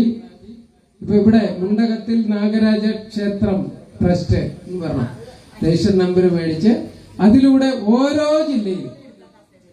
ജില്ലയിലുമുള്ള സോഷ്യൽ ഫോറസ്ട്രിയുടെ ഓഫീസിനെ സമീപിക്കണം. ഓൺലൈനില് forest.com.org അതിനകത്തൂടെ വേണേലും അപേക്ഷിക്കാം. ഇല്ലെങ്കിൽ എല്ലാ വർഷവും സോഷ്യൽ ലോക പരിസ്ഥിതി ദിനത്തിനോടനുബന്ധിച്ചാണ് ഇത് കൊടുക്കുന്നത്, പരിസ്ഥിതി സംരക്ഷണത്തിന്റെ ഭാഗമായിട്ട്. അപ്പൊ നിങ്ങൾ ചെയ്യേണ്ടത് ഇത്രയേ ഉള്ളൂ. നിങ്ങളുടെ സർപ്പക്കാവുണ്ടോ, അതിനു വേണ്ടിയിട്ട് ഞാൻ ബാധിച്ചോളാം. നിങ്ങൾക്ക് വേണ്ടിയിട്ട് എന്ത് ചെയ്യാൻ കഴിയുമോ മുഴുവൻ ചെയ്തു തരും. പക്ഷെ നിങ്ങൾ ചെയ്യേണ്ടത് ഒരു സഹായമാണ്. നിങ്ങളുടെ കുടുംബത്തിലെ സർപ്പക്കാവ് വന്ന് രജിസ്റ്റർ ചെയ്തിട്ട് വനം വകുപ്പിൽ അപേക്ഷ വെക്കുക. അത്രയും ചെയ്താൽ മതി. ഗവൺമെന്റിലൂടെ ഈ നിയമങ്ങളൊക്കെ ഇന്നല്ലെങ്കിൽ നാളെ നടപ്പാക്കി വരുമ്പോ നിങ്ങളുടെ സർപ്പക്കാവിനും ഈ ആനുകൂല്യങ്ങൾ മുഴുവൻ കിട്ടും. ആരും 1 രൂപ മെമ്പർഷിപ്പ് തരണ്ട, യാതൊന്നും ചെയ്യണ്ട. നിങ്ങളുടെ കുടുംബത്തിലുള്ളവർ തന്നെ ചേർന്ന് ഒരു ട്രസ്റ്റ് ഉണ്ടാക്കി, നാഗരാജ ക്ഷേത്രം ഒരു ട്രസ്റ്റ് ആക്കി. അങ്ങനെ ട്രസ്റ്റാക്കി ആ ട്രസ്റ്റിന്റെ അണ്ടറിൽ കാര്യങ്ങളെല്ലാം നടന്നുകൊണ്ട് കാലാകാലങ്ങളിൽ ഗവൺമെന്റിൽ നിന്നും സംഘടനകളിൽ നിന്നും വരുന്ന എല്ലാ സഹായങ്ങളും നിങ്ങളുടെ സർപ്പക്കാവിൽ ഓട്ടോമാറ്റിക്കായിട്ടെത്തും. അല്ലാതെ നിങ്ങൾ ആരും സർപ്പക്കാവ് സംരക്ഷണ സമിതിക്ക് വാർഷിക ഫീസ് തരുമോ, മെമ്പർഷിപ്പ് തരുമോ, ഒന്നും ചെയ്യണ്ട. സർപ്പക്കാവുള്ള കുടുംബത്തിന് വേണ്ടിയിട്ടുള്ളതാണ് സർപ്പക്കാവ് സംരക്ഷണ സമിതി. നിങ്ങളുടെ എന്നെ ശ്രമിക്കുന്ന ലോകം മുഴുവനുള്ള സുഹൃത്തുക്കളോട് അഭ്യർത്ഥന, ഇത് നിങ്ങളുടെ കാവിലാണ് ഞാൻ നിന്ന് പറയുന്നതെന്ന് ഓർക്കണം. നിങ്ങളുടെ കുടുംബത്തിലുള്ള 4-5 പേര് മതി ഒരു ട്രസ്റ്റ് രൂപീകരിക്കാൻ. ഒരു അഡ്വക്കേറ്റിനെ സമീപിച്ചാൽ, ഇല്ലെങ്കിൽ എന്നെ ബന്ധപ്പെടുക, വേണ്ട സഹായം ഞാൻ ചെയ്തു തരും. ഒരു കുടുംബ ട്രസ്റ്റ് ഉണ്ടാക്കണം. എന്നിട്ട് ആ കുടുംബക്കാരെല്ലാം കൂടെ ചേർന്ന്, മിടുക്കന്മാരെല്ലാം കൂടെ ചേർന്ന് ഇത് നടപ്പാക്കണം. കാലാകാലങ്ങൾ വനംവകുപ്പിൽ നിന്ന് നിങ്ങൾക്ക് ഫണ്ട് കിട്ടും. അത് മാത്രം വനംവകുപ്പിൽ നിന്നല്ല, നമ്മുടെ ആഗ്രഹം നമ്പതിലെ പുരാവസ്തു വകുപ്പിൽ നിന്ന് കിട്ടണം, സാംസ്കാരിക വകുപ്പിൽ നിന്ന് കിട്ടണം, ഈ സർപ്പക്കാവുമായിട്ട് ബന്ധപ്പെട്ട് നിൽക്കുന്ന പുള്ളുവനും പുള്ളുവത്തിക്കും കിട്ടണം. ഇതൊക്കെ നമ്മുടെ ആഗ്രഹങ്ങളാണ്.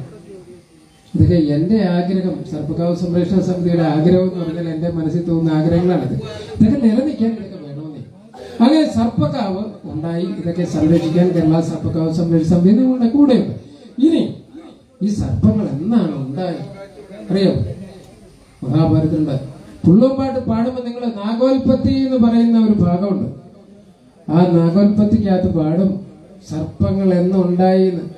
സർപ്പം പാട്ട് പാടാൻ തുടങ്ങുമ്പോഴേ വീട്ടിൽ പോയിരിക്കരുത്, കേൾക്കണം പാടുന്നത്. കാരണം അതിനകത്തൊരു കാര്യം പാടും. കന്നിമാസത്തിലെ ആയില്യം നാളിൽ സർപ്പങ്ങൾ ഉണ്ടായെന്ന കന്നിമാസത്തിലെ ആയില്യം നാളിൽ ദ്വാദശി തിഥിയിൽ വെള്ളിയാഴ്ച ദിവസം, കന്നിമാസത്തിലെ ആയില്യം നാളിൽ വൃശ്ചിക ലഗ്നത്തിൽ ദ്വാദശി തിഥിയിൽ വെള്ളിയാഴ്ച ദിവസം കദ്രുവിന്റെയും കശ്യപ മഹർഷിയുടെയും സന്തതികളായിട്ട് സർപ്പങ്ങൾ മുട്ട പൊട്ടി വിരിഞ്ഞു. സർപ്പം പാടി പാടും നാഗോൽപത്തിക്കകത്ത്. കേട്ടോണോ ഇവിടെ പാടും, അവരെ കേൾപ്പിക്കും. അല്ലെങ്കിൽ ഇതിന്റെ അമ്പലങ്ങളിൽ നാഗോൽപത്തി ഒന്ന് പാടാൻ പറഞ്ഞാൽ അവര് പാടും. കന്നിമാസം അതിനകത്ത് കൃത്യമായിട്ട് പറയുന്നുണ്ട്. കന്നിമാസത്തിലെ ആയില്യം നാളിൽ ദ്വാദശി തിഥിയിൽ വൃശ്ചിക ലഗ്നത്തിൽ വെള്ളിയാഴ്ച ദിവസം സർപ്പങ്ങൾ ഭൂമിയിൽ മുട്ട പൊട്ടി വിരിഞ്ഞു എന്ന് പറയുന്നുണ്ട്. ഓരോരുത്തരുടെയും പേര് ഒന്നാമനാകും അനന്തൻ പാടും. അതിൽ ഒന്നാമൻ അനന്തൻ, രണ്ടാമൻ വാസുകി, മൂന്നാമൻ തക്ഷകൻ, അനന്തൻ, വാസുകി, തക്ഷകൻ, കാർക്കോടകൻ, പത്മൻ, മഹാപത്മൻ, ഗുളികൻ, ശംഖപാലൻ. 8 നാഗരാജന്മാരാണ് ആദ്യം ഇങ്ങോട്ട് പുറത്തേക്ക് വരുന്നത്. ഇവരെ വിളിക്കുന്ന പേരാണ് അഷ്ടനാഗങ്ങൾ എന്ന് പറയും. 8 നാഗരാജന്മാരുടെ കൂട്ടത്തിൽ പറയുന്ന പേരാണ് അഷ്ടനാഗങ്ങൾ കേട്ടോ. അങ്ങനെ 1000 നാഗങ്ങളുടെ പേര് പറയുന്നുണ്ട്. ഉള്ളംപടി പാടുന്നുണ്ട്. മഹാഭാരതി വരെ എഴുതിയിട്ടുണ്ട്. ചേരയെ കുറിച്ച് വരെ മഹാഭാരതി പറയുന്നത് മൂഷിക ഭക്ഷകൻ എന്ന് പറയുന്നു. അപ്പൊ നമ്മള് എന്നാ വെച്ച് കഴിഞ്ഞാൽ സർപ്പങ്ങൾ ഉണ്ടായി, കന്നിമാസത്തിലെ ആയില്യം ഉണ്ടായി. ഇനി കന്നിമാസത്തിലെ ആയില്യത്തിനുണ്ടായ സർപ്പങ്ങൾക്ക് പേരിട്ട് തന്ന 28-ാം ദിവസം സർപ്പപ്പാട്ടി പാടും. ശ്രദ്ധിച്ചോണം. 4-ാം ദിനം നാമകരണം നൽകിയെന്നാണ്. 4 എത്ര? 74. 28-ാം ദിവസം കന്നിമാസത്തിലെ ആയില്യത്തിനുണ്ടായി. 28-ാം ദിവസം സർപ്പങ്ങൾക്ക് നാമകരണം നൽകി പേരിട്ടു. 28-ാം ദിവസം എന്നാ തുലാമാസത്തിലെ ആയില്യത്തിന്റെ പ്രാധാന്യം അതാണ്. കന്നിമാസത്തിലെ ആയില്യത്തിനുണ്ടായി, തുലാമാസത്തിലെ ആയില്യത്തിന് സർപ്പങ്ങൾക്ക് പേരിട്ടു. എന്നാണ് അനന്തൻ, വാസുകി, കദ്രുവും വിനതയും കൂടെ കൂടിച്ചേർന്ന് പേരിട്ടതാണ്. അനന്തൻ, വാസുകി, ദക്ഷകൻ, കാർക്കോടകൻ, ചേര, നീർക്കോലി, ഇരുതലമുരി എന്നൊക്കെ അന്ന് പേരിട്ടതാണ്. സർപ്പങ്ങൾക്ക് പേരിട്ടത് 28-ാം ദിവസമായതുകൊണ്ടാണ് മക്കൾക്ക് പേരിടുമ്പം 28 ഒഴിവാക്കി ഒന്നെങ്കിൽ 27-ന് അല്ലെങ്കിൽ 29-ന്. 28 കിട്ടുന്നതിന്റെ കാര്യം പറയുന്നത് കേട്ടോ. കൃത്യമായിട്ട് അന്ന് ചെയ്യത്തില്ലാത്ത എന്തുകൊണ്ടാണെന്ന് ചോദിച്ചാൽ ഇതാണ്. സർപ്പങ്ങൾക്ക് പേരിട്ടത്, നാമകരണം നടത്തിയത് 28-ാം ദിവസമായുണ്ട്. സർപ്പങ്ങൾക്ക് പേരിട്ട ദിവസം മനുഷ്യ കുഞ്ഞിന് പേരിടില്ല, ഒഴിവാക്കും. കാരണവന്മാര് പറഞ്ഞു 27-ാം, അതായത് അതേ നാളെ വരും 28-ാം ദിവസം. ഇന്നിപ്പോ കന്നിമാസത്തിലായില്യം എന്ന് പറഞ്ഞാൽ 28-ാം പൊക്കം തുലാമാസത്തിലായില്യമാണ്. അപ്പൊ ആ അതായത് ജന്മനാളിൽ ചെയ്യരുതെന്ന്. ജന്മനാളിൽ പേരിട്ടിരിക്കുന്നത് സർപ്പങ്ങൾക്ക് മാത്രമാണ്. അങ്ങനെ നമ്മുടെ കുഞ്ഞുങ്ങൾക്ക് പേരിടരുത്. അത് സർപ്പങ്ങൾക്ക് പേരിട്ട പോലെ അല്ല മനുഷ്യ കുഞ്ഞിന്. അതുകൊണ്ടാണ് ഇത് ഒഴിവാക്കി 27 അല്ലെങ്കിൽ 29 ഒക്കെ എടുക്കുന്നത്. ഇതിന്റെ എല്ലാ അടിസ്ഥാനം ഇവിടുന്ന. എന്തിനാ ദർഭയ്ക്ക് പേര് കിട്ടിയത്? പവിത്രം എന്ന് പേര് കിട്ടിയത് എങ്ങനെ? ഇതിന്റെ അടിസ്ഥാനം ഇതാ. 100 പാലിന്റെ അടിസ്ഥാനം ദേവലോകത്തുനിന്ന് ഗരുഡൻ അമൃത് കൊണ്ടുവന്നു. നാഗമാതാവിന്റെ കദ്രുവിന്റെ മുൻപിലോട്ട് കൊടുത്തു. ഇതുകൂടെ കേട്ടിട്ട് ഇതുകൂടെ പറഞ്ഞിട്ട് ഞാൻ നിർത്തുക. 100 പാലിന്റെ അടിസ്ഥാനമാണ്. നിങ്ങളൊക്കെ ഇവിടെ വഴിപാട് നടത്തുകയല്ലേ? 100 പാല് നടത്താനൊക്കെ പറയുമ്പോൾ നമ്മൾ ഓർക്കും എന്തിനാ ഈ 100 പാല് നടത്തുന്നത്? ഈ 100 പാലും കൂടെ ഒന്ന് പറഞ്ഞ് നിർത്തുവാണ് ഞാൻ കേട്ടോ. അത് ഇന്നേരം എടുക്കുന്നില്ല, പെട്ടെന്ന് നിർത്തും. പക്ഷെ ഇത് നമ്മൾ അറിഞ്ഞിരിക്കണം. 100 പാല് ഇത് പറഞ്ഞിട്ടേ ഞാൻ പോകും. കാരണം ഇതാണ് നമുക്കറിയത്തില്ലാത്തത്. ഈ 100 പാലും എന്ന് പറയുന്ന വഴിപാട് സർപ്പങ്ങൾക്ക് മാത്രമേ ചെയ്യൂ. ശിവന് ചെയ്തില്ലല്ലോ, പാർവതിക്ക് ചെയ്തില്ലല്ലോ, ഭദ്രകാളി ചെയ്തില്ലല്ലോ, സുബ്രഹ്മണ്യനെ ചെയ്യാം. അതിന് പിന്നിൽ ഒരു അടിസ്ഥാനമാണ്. പക്ഷെ എല്ലാ ദേവന്മാർക്കും ചെയ്യാം. പക്ഷെ സർപ്പങ്ങൾക്ക് 100 പാൽ കൊടുക്കും. എന്തുകൊണ്ട് സർപ്പങ്ങൾക്ക് മാത്രം 100 പാലും വഴിപാടുണ്ടായി? നമ്മൾ അറിഞ്ഞിരിക്കണം. എന്തുകൊണ്ട് സർപ്പങ്ങൾക്ക് മാത്രം? ലോകം മുഴുവൻ സർപ്പങ്ങൾ നമ്മുടെ കുടുംബത്തിലെ വേണമെന്നില്ല. എവിടെ സർപ്പങ്ങളിന് പൂജ നടക്കുന്നുണ്ടോ, 100 പാലും കൊടുക്കുന്നുണ്ടോ, തളിച്ചുകൂട നടക്കുന്നുണ്ടോ, അവിടെ തീർച്ചയായിട്ടും ചെയ്യേണ്ട വഴിപാട് അർച്ചനയൊന്നുമല്ല, ഒന്നുമല്ല. 100 പാലുമാണ് സർപ്പങ്ങൾക്ക് വേണ്ടി. ദേവലോകത്തുനിന്ന്, അതായത് വിനത, ഗരുഡന്റെ മാതാവ് വിനത, നാഗമാതാവ് കദ്രുവിന്റെ ദാസിയായി ഉണ്ടാകാനുള്ള കാരണമാണ് പുരാണത്തിൽ പറയേണ്ട. ദേവേന്ദ്രന്റെ കുതിര ആകാശത്തോടെ ഒരു ദിവസം ഉച്ചൈശ്രവസ് പറന്നു പോവുകയാണ്. ആകാശമാർഗം പഞ്ഞി പോലെ വെളുത്ത കുതിര പോന്ന് കണ്ടപ്പോ ഈ ഗരുഡന്റെ മാതാവ് വിനതാദേവി പറഞ്ഞു, അയ്യോ ചേച്ചി നോക്കിയേ, ദേവേന്ദ്രന്റെ കുതിര ആകാശത്തോടെ പോകുന്നു, നോക്കിയേ, പഞ്ഞി പോലെ അതിമനോഹരമായ ഒരു കുതിരയാണല്ലോ പോകുന്നത് എന്ന് പറഞ്ഞു. ഇത് കേട്ടപ്പം കദ്രുദേവി പറഞ്ഞു, കാര്യമൊക്കെ ശരിയാ, പഞ്ഞി പോലെയൊക്കെ ഉണ്ട്, പക്ഷെ വാലിന്റെ അറ്റത്ത് ലേശം കറുപ്പുണ്ടല്ലോ. അങ്ങനെ അങ്ങോട്ട് അംഗീകരിച്ച് കൊടുക്കാൻ മടിയായിരുന്നു. വാലിന്റെ അറ്റത്ത് ലേശം കറുപ്പുണ്ട്. വിനതയ്ക്ക് അറിയാം. പാലാഴി മഥനം നടന്നപ്പോ അതിൽ നിന്ന് ഉയർന്നു വന്നതാണ് ഈ ഉച്ചൈസ്രവസ് എന്ന് പറഞ്ഞ കുതിര. അതിമനോഹരമാണ്. കുതിര മനോഹരമാണെന്ന് മാത്രമല്ല, പഞ്ഞി പോലെ ഒരു പാട് പോലും അതിന്റെ ദേഹത്തില്ലെന്നറിയാവുന്ന വിനത പന്തയം വെച്ച് ചേച്ചി, നാളെ ഈ കുതിര വരുമ്പോ നമുക്ക് നിന്ന് നോക്കാം ഈ കുതിരയുടെ ദേഹത്ത് എവിടെയെങ്കിലും പാടുണ്ടോ എന്നറിയാമല്ലോ. കദ്രുവിനും അറിയാം. നാഗമാതാവ് കശ്യപന്റെ പത്നി ദക്ഷ പ്രജാപതിയുടെ പുത്രിമാരാണ് ഇരുവരും. ആ കദ്രുവിനും അറിയാം ഈ ഉച്ചൈസ്രവസ് എന്ന് പറയുന്ന കുതിരയുടെ ദേഹത്ത് ഒരു പാട് പോലും ഇല്ല. അങ്ങനെ കദ്രു പറഞ്ഞു, അതിനെന്താ നാളെ വരട്ടെ, നമുക്ക് നോക്കിക്കളയാം, നമുക്ക് ഈ ആശ്രമമുറ്റത്ത് നിന്ന് നോക്കിയാൽ മതിയല്ലോ.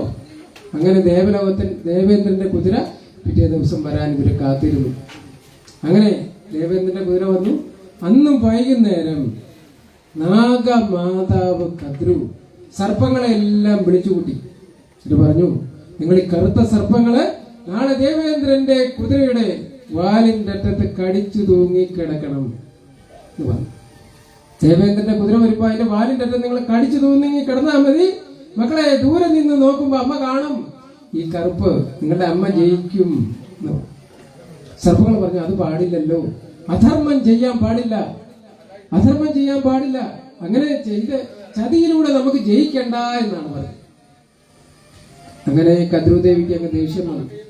സർപ്പങ്ങളെല്ലാം നാഗരാജാവ് അനന്തസ്വാമിയുടെ മുന്നിലെത്തി. നാഗരാജാവ് അനന്തന്റെ മുമ്പിലെത്തി. പറഞ്ഞു, ഇങ്ങനെ അമ്മയെ ആവശ്യപ്പെട്ടിരിക്കുന്നു, നാളെ ദേവേന്ദ്രന്റെ കുതിര വരുമ്പോ ആ കുതിരയുടെ വാലിന്റെ അറ്റത്ത് കടിച്ചു തൂങ്ങിക്കിടന്ന് കറുപ്പ് നിറം കാണിക്കാനാണ് ഞങ്ങളോട് പറഞ്ഞിരിക്കുന്നത്. അന്നേരം നാഗരാജാവ് പറഞ്ഞു, അധർമ്മം സ്വന്തം മാതാവ് പറഞ്ഞാലും നിങ്ങൾ ചെയ്യരുതെന്ന് പറഞ്ഞു. അധർമ്മം സ്വന്തം മാതാവ് പറഞ്ഞാലും ചെയ്യരുത് എന്നാണ് പറയുന്നത്. നിങ്ങൾ കഴിഞ്ഞ ദിവസമൊക്കെ TV-യിലൊക്കെ കണ്ടു കാണും, ഒരമ്മ 2 കുഞ്ഞുങ്ങളെ കൊണ്ട് ട്രെയിനിന് മുന്നിൽ ആത്മഹത്യ ചെയ്ത സംഭവമൊക്കെ കണ്ടു കാണും. മക്കളെ, ദുരിതം കാരണം നമുക്കങ്ങ് മരിച്ചേക്കാം എന്ന് പറഞ്ഞാൽ ഇതാണ് ഭഗവാൻ പറഞ്ഞു തരുന്ന അധർമ്മം സ്വന്തം മാതാവ് പറഞ്ഞാലും ചെയ്യരുതെന്ന് പറഞ്ഞു തന്നിരിക്കുക. അങ്ങനെ അമ്മയല്ല അച്ഛൻ പറഞ്ഞാലും ആരും അങ്ങനൊന്നും ചെയ്യണ്ട, അതാണ് ഞാൻ പറയുന്നത്. അപ്പൊ അധർമ്മം സ്വന്തം മാതാവ് പറഞ്ഞാലും ചെയ്യരുതെന്ന് ഭഗവാൻ പറഞ്ഞു. പുഷ്പവൃഷ്ടി ഉണ്ടായി എന്നാണ് പറയുന്നത്. നാഗലോകത്ത് പുഷ്പവൃഷ്ടി ഉണ്ടായി. എന്നെ ധർമ്മദൈവമായിട്ട് ആരാധിക്കും. ഇങ്ങനെയാണ് സർപ്പങ്ങളെ ധർമ്മദൈവമായിട്ട് ആരാധിക്കാൻ തുടങ്ങിയത്.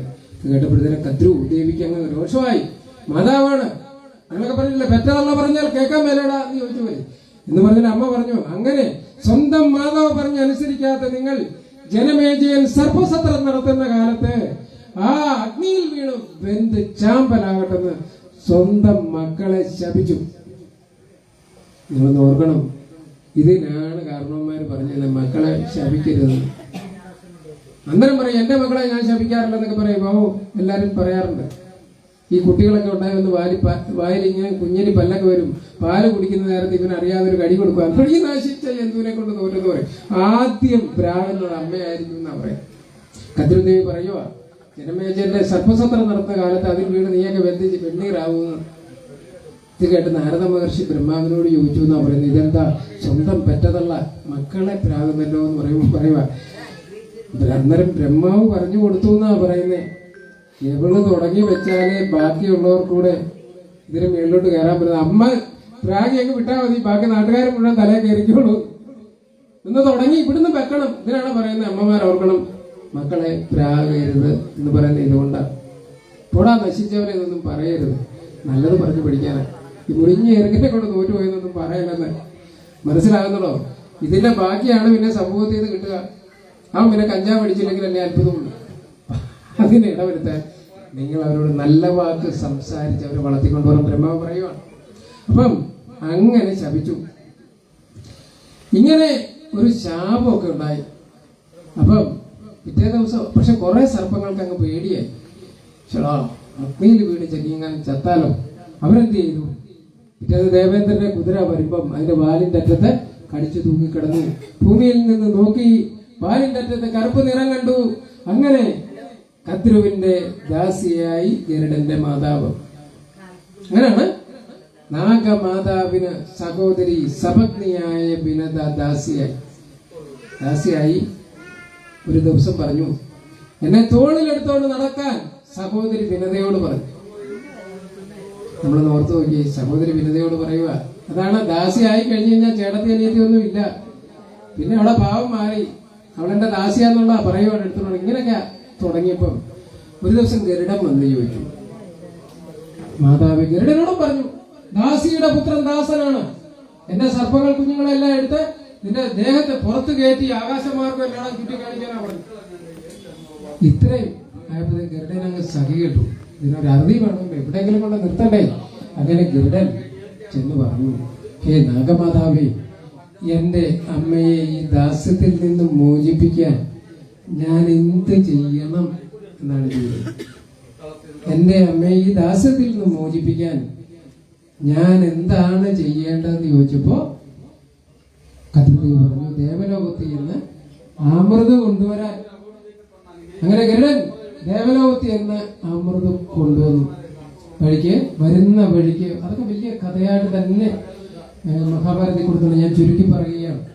നാഗപുരാണം 3.5 മണിക്കൂർ ഇരുന്ന് നാഗപുരാണമൊക്കെ പ്രഭാഷണം നടത്തുമ്പോൾ ഇതൊക്കെ വിസ്തരിച്ച് പറയാറുണ്ട്. പക്ഷെ ഇപ്പൊ ഞാൻ എളുപ്പം പറഞ്ഞു പോവുകയാണ്. എന്തുകൊണ്ടാണ് ഈ 100 പാലും ഉണ്ടായെന്നാണ് ഞാൻ പറഞ്ഞുകൊണ്ട് വരുന്നത്. ദേവലോകത്ത് നിന്ന് അമൃത് കൊണ്ടുവന്നു. വരുന്ന വഴിക്ക് ദേവേന്ദ്രനുമായിട്ട് യുദ്ധം ഉണ്ടായി. ദേവേന്ദ്രൻ തോറ്റുപോയി. തോറ്റതോടുകൂടി, അതായത് വജ്രായുധം ഗരുഡന്റെ ആ തൂവലിൽ തട്ടി തെറിച്ചു പോയത്. അത്രത്തോളം ആയപ്പോ വജ്രായുധം പോലും തോൽവി അടഞ്ഞപ്പം അന്നേരം ഗരുഡൻ എന്ത് ചെയ്തു എന്നറിയോ?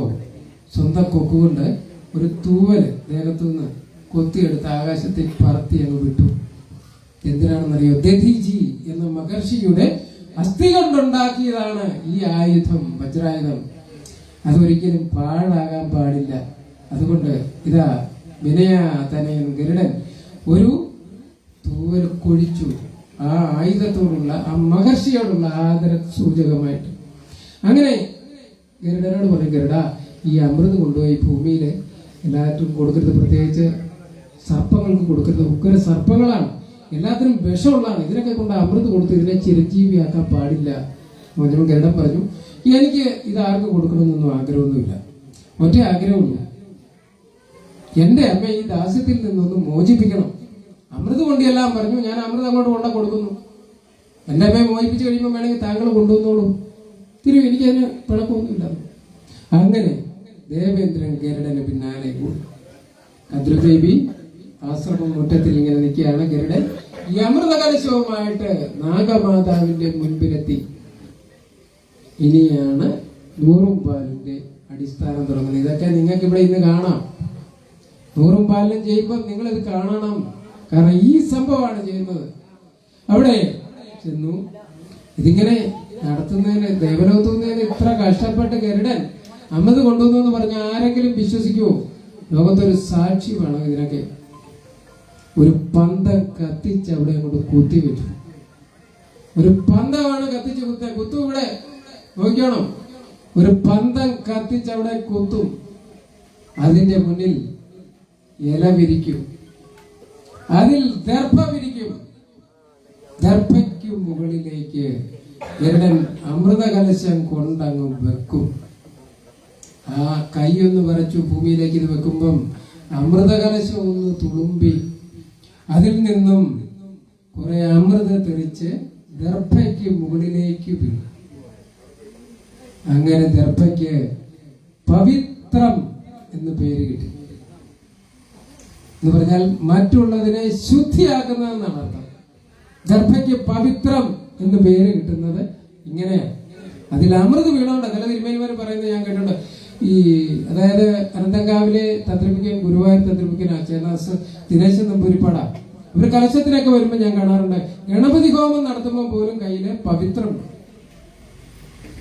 പക്ഷേ പലയിടത്തും ഞാൻ കണ്ടിട്ടുണ്ട്, ഇടാറില്ല. ചോദിക്കുമ്പം അവിടുത്തെ മേൽശാന്തി പറയാറുണ്ട്, എന്റെ കൈ പവിത്രമോതിരം കിടപ്പുണ്ട്, പയ്യന്നൂറുണ്ട് പവിത്രമോതിരം. സ്വർണത്തിന്റെ മേളിലല്ല അമൃത് വീണത്, പവിത്രം കെട്ടിയിടാൻ പറയണം മേൽശാന്തിയോട്.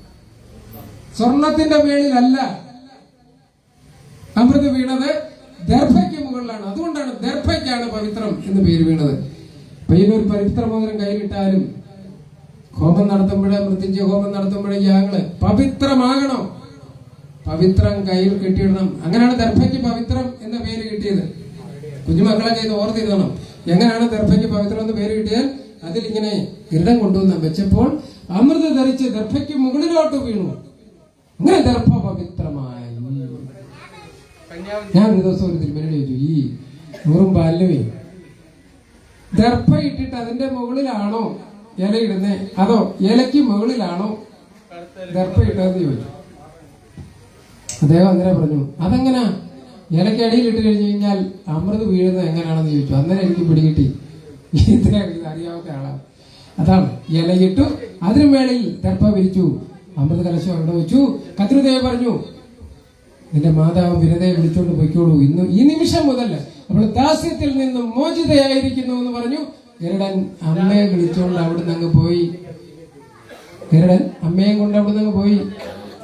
ഇനി എന്താ ചെയ്യാ? കത്രുദേവി സർപ്പങ്ങളോട് എല്ലാവരും പോയി കുളിച്ചിട്ട് വരൂ, അമ്മ അമൃത് വിളമ്പി തരാമെന്ന് പറഞ്ഞു. സർപ്പങ്ങളെല്ലാം സന്തോഷത്തോടെ അരുവിയിലേക്ക് കുളിക്കാൻ പോയി. കുളിച്ചു വന്നാൽ അമ്മ അമൃത് വിളമ്പി തരും. അമൃത് വിളമ്പി കൊടുക്കണ്ടേ? എന്തിനാ? കണ്ണിപ്ലാവില. പുള്ളവൻ പാടും. കണ്ണിപ്ലാവില എന്ന് പറഞ്ഞാൽ എന്തുവാ? കായ്ക്കാത്ത പ്ലാവിന്റെ ഇലക്കാണ് കണ്ണിപ്ലാവില എന്ന് പറഞ്ഞു. ആ പ്ലാവില എടുക്കാനായിട്ട് ആശ്രമ മുറ്റത്തേക്ക് കദ്രുദേവി ഒന്ന് തിരിഞ്ഞു. എടുത്തോണ്ട് വന്നപ്പം ഇതാ അമൃത കലശം കൊണ്ട് ദേവേന്ദ്രൻ പോയി. അമൃത കലശം കൊണ്ട് ദേവേന്ദ്രൻ സ്ഥലം വിട്ടു. കദ്രുദേവി നോക്കി, ഇതാ അമൃത കലശം കാണാനില്ല. മക്കളിപ്പോ കുളിച്ചിട്ട് വരും, എന്ത് കൊടുക്കും? അങ്ങനെ ദേവി എന്ത് ചെയ്തു? ബ്രഹ്മാവിനെ വിളിച്ച് പ്രാർത്ഥിച്ചു. കുഞ്ഞുങ്ങളിപ്പോ നിങ്ങൾ മക്കളോട് പറയുക, മക്കളെ കുളിച്ചിട്ടോടെ അമ്മ ചോറ് വിളമ്പി വെച്ചേക്കാന്ന് പറയുമ്പം കുളിച്ചിട്ട് വരുമ്പോ അമ്മയെ ചോറ് എന്ത് ചെയ്യും? ആ സങ്കടമാണ്. കദ്രുദേവി സങ്കടപ്പെട്ടു പോയി. ഈ നിമിഷം മക്കൾ കുളിച്ചിട്ട് വരുമ്പോ എന്തു കൊടുക്കും?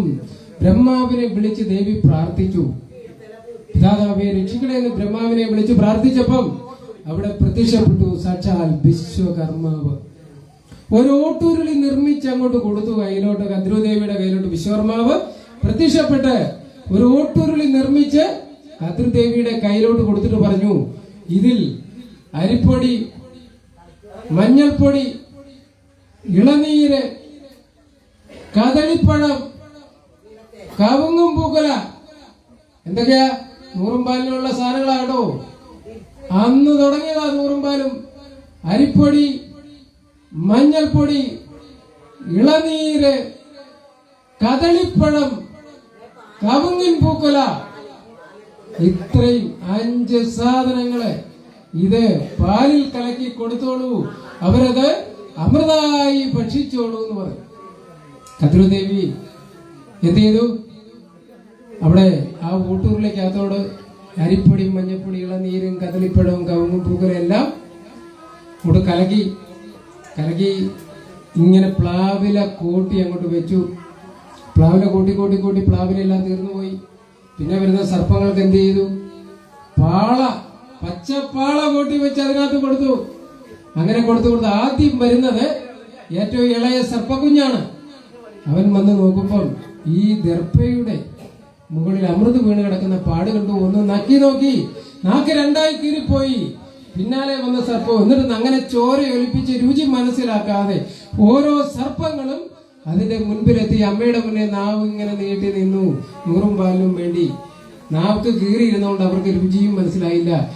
അമൃതാണെന്ന് സംതൃപ്തിയോടെ ഭക്ഷിച്ചോണ്ട് പോയി. പുറകെ വന്നവരെല്ലാം ഈ ദർഭയിൽ നക്കി നാക്ക് കീറി. അങ്ങനെ സർപ്പങ്ങൾക്ക് ദിജുഹൻ എന്ന് പേരിട്ടു. 2 നാവുള്ളവരുടെ പേരിട്ടതാണ്. അങ്ങനെ ഓരോ സർപ്പങ്ങളും വന്ന് പഠിച്ചു പോയി. അവസാനം അനന്തൻ വന്ന് മുൻപിലോട്ട് നിന്നു. സഹസ്രശീർഷം സഹസ്രവക്ത്രം പിശങ്കനേത്രം കപിലാം സുഗാഢ്യം പിശായുധം പ്രജ്വലദന്തബാഹും തന്നഗരാജം പ്രണതോസ്മി നിത്യം. നാഗരാജവർദ്ധൻ ത്രിലോകവും നിറഞ്ഞങ്ങോട്ട് നിന്നു. സ്വർണവർണ്ണത്തോടുകൂടി വെട്ടിത്തിളങ്ങി ത്രിലോകവും നിറഞ്ഞിങ്ങനെ നിൽക്കുകയാണ് അമൃത സ്വീകരിക്കാൻ. ഏറ്റവും അഗ്രേസരനായ ഭഗവാൻ വന്ന് നാഗരാജാവ് അങ്ങോട്ട് മുൻപിലോട്ട് നിന്നു. കദ്രുവിന്റെ കണ്ണങ്ങ് നിറഞ്ഞു. ഭഗവാൻ മഹാവിഷ്ണു കിടക്കുന്ന അനന്തന്റെ മുകളിലാണ്. മഹാവിഷ്ണുവിന്റെ അംശാവതാരമാണ് ഭഗവാൻ അനന്തൻ. നാഗരാജാവായിട്ട് നാഗരോഗം വാഴുന്ന ഭഗവാനാണ്. ഈ മക്കളെ അരിപ്പൊടിയും മഞ്ഞപ്പൊടിയും കലക്കി കൊടുത്ത് അമൃതായിട്ട് കലക്കി കൊടുത്ത് ഭക്ഷിക്കാൻ കൊടുത്തല്ലോ എന്ന് ഓർത്തപ്പം കത്രുവിന്റെ കണ്ണങ്ങ് നിറഞ്ഞു. ഇത്രയും നേരം കൊടുത്തോണ്ടിരുന്ന എന്തുവാ? അരിപ്പൊടിയും മഞ്ഞപ്പൊടിയും പിള്ളേർക്ക് കൊടുക്കുക. അമൃതാന്നും പറഞ്ഞ് കൊടുക്കുവായി. അരിപ്പൊടിയും മഞ്ഞപ്പൊടിയും കലക്കി കൊടുത്തേച്ച് അമൃതാന്നും പറഞ്ഞ് കൊടുക്കുവാണല്ലോ ഈ കുഞ്ഞുങ്ങൾക്ക് ഓർത്തപ്പോ കത്രുവിന്റെ കണ്ണ് നിറഞ്ഞു. 2 തുള്ളി കണ്ണുനീര് ആ ഉരുളിക്കുള്ളിലേക്ക് വീണു. കണ്ണുനീര് വീണ് കഴിഞ്ഞാൽ പിന്നെ ഇത് കൊടുക്കാൻ പറ്റില്ല. ദേവി ആ ഉരുളി എടുത്ത് നാഗരാജാവിന്റെ മുൻപിലേക്ക് കമഴ്ത്തി വെച്ചു. 100 പാലും കൊടുത്തച്ച് ഉരുളി കമഴ്ത്തുന്നത് കണ്ടിട്ടില്ലേ? നാഗരാജാവിന്റെ മുന്നിൽ സ്വന്തം അമ്മയാണ് ആദ്യമായിട്ട് ഉരുളി കമഴ്ത്തിയത്. ഉരുളി എടുത്ത് കമഴ്ത്തി വെച്ചു. നാഗരാജാവിന്റെ മുൻപിൽ ഉരുളി എടുത്ത് കമഴ്ത്തി വെച്ചു. ഭഗവാൻ താഴേക്ക് നോക്കി. ഉരുളി കമഴ്ത്തി വെച്ചിരിക്കുന്നു. അമൃത് തീർന്നു പോയോ? ആ ഉരുളിക്കകത്ത് ലേശമെങ്കിലും കാണും. നാഗരാജാവ് ഒരു അവതാരം എടുത്തു. മണിനാഗം എന്നൊരു നാഗമായിട്ട്, സ്വർണ്ണവർണ്ണമുള്ള ഒരു ചാൺ നീളമുള്ള ഒരു നാഗമായിട്ട് മാറിയിട്ട് ഭഗവാൻ ഈ ഉരുളിക്കുള്ളിലൂടെ ഭൂമിക്കടിയിലൂടെ ചെന്ന് ഈ ഉരുളിക്ക് ഉള്ളിലെത്തി. ആ ഉരുളിലെത്തി ഭഗവാൻ നാവ് നീട്ടി തൊട്ടത് സ്വന്തം അമ്മയുടെ കണ്ണുനീരിലായിരുന്നു എന്നാണ്. നാഗരാജാവ് ചെന്ന് തൊട്ടത് അമ്മയുടെ കണ്ണുനീരിലായിരുന്നു എന്നാണ്. ഉരുളിക്കടിയിലിരുന്ന് ഭഗവാൻ അനുഗ്രഹിച്ചു എന്നാണ്.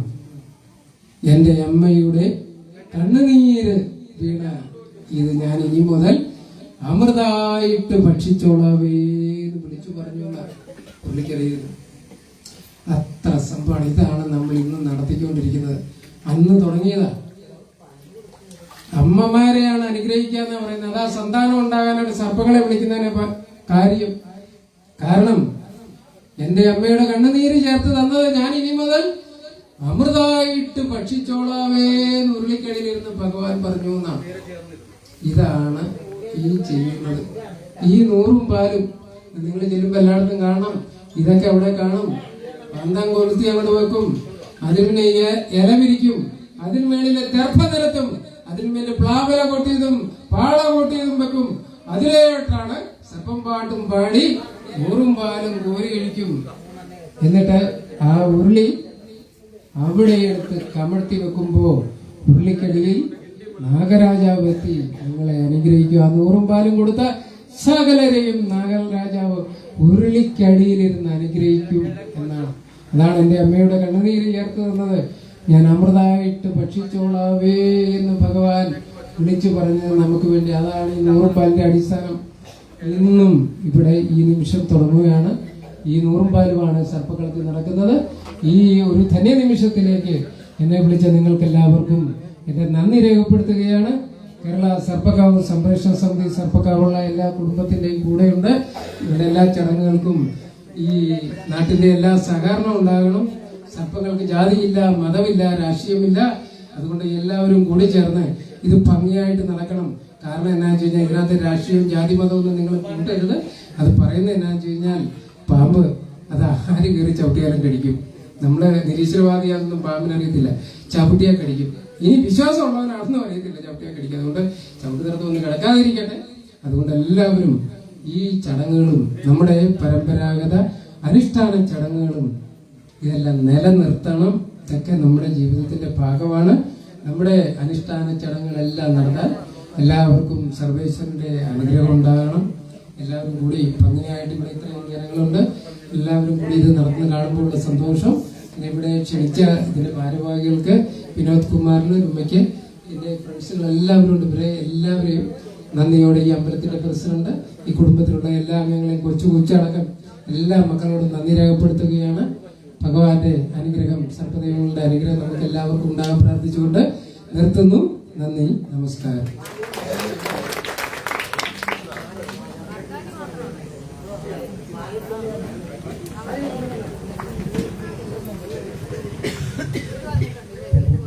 നന്ദി ഡോക്ടർ ദിലീപ് കുമാർ സാർ. ഇത്രയും ചുരുങ്ങിയ സമയം കൊണ്ട് വളരെ ഹൃദ്യമായ അറിവുകൾ ഞങ്ങൾക്ക് പറഞ്ഞു തന്ന ഡോക്ടർക്ക് ഈ സംരക്ഷണ സമിതിയുടെ പേരിലുള്ള പ്രത്യേകമായ നന്ദി അറിയിക്കുന്നു. അതോടൊപ്പം ഡോക്ടറെ ഇവിടെ എത്തിക്കുന്നതിന് വേണ്ടി പരിശ്രമിച്ച ഞങ്ങളുടെ കുടുംബാംഗം കൂടിയായ വിനോദ് കായംകുളത്തിനോടുള്ള നന്ദിയും പ്രത്യേകമായി അറിയിച്ചുകൊണ്ട് ഇനിയുള്ള സമയങ്ങളിൽ ഇതൊരു ട്രസ്റ്റ് പോലെ രൂപീകരിച്ചുകൊണ്ട് ഗവൺമെന്റ് ആനുകൂല്യങ്ങളിലേക്ക് കൂടി കിടക്കുന്നതിനുള്ള പരിശ്രമം ഉണ്ടാകുമെന്നും കൂടി ഈ യോഗത്തിൽ അറിയിക്കുന്നു. നന്ദി, നമസ്കാരം.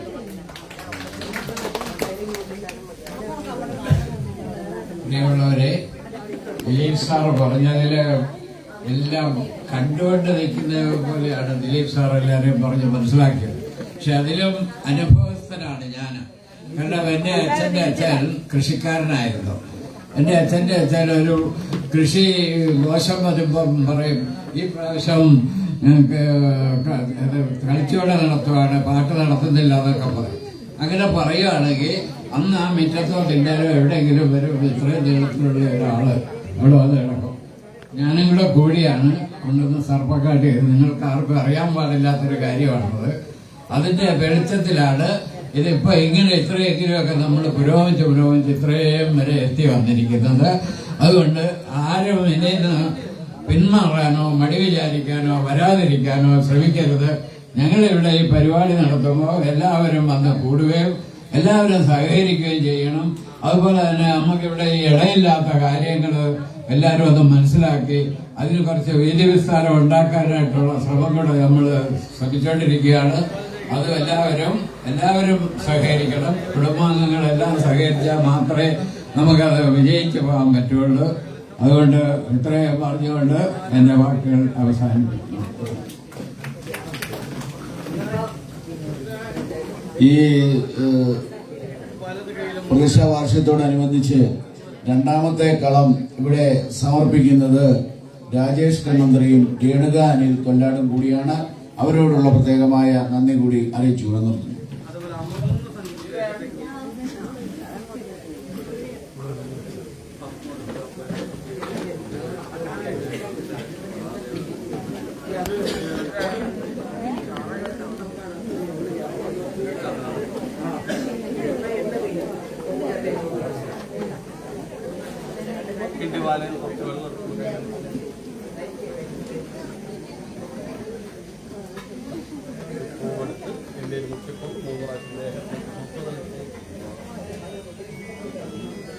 അതേപോലെ തന്നെ ചന്ദനം തൊട്ട് ചന്ദനം തുടർത്തി ആ മുഖം തുടങ്ങി വീടിന്റെ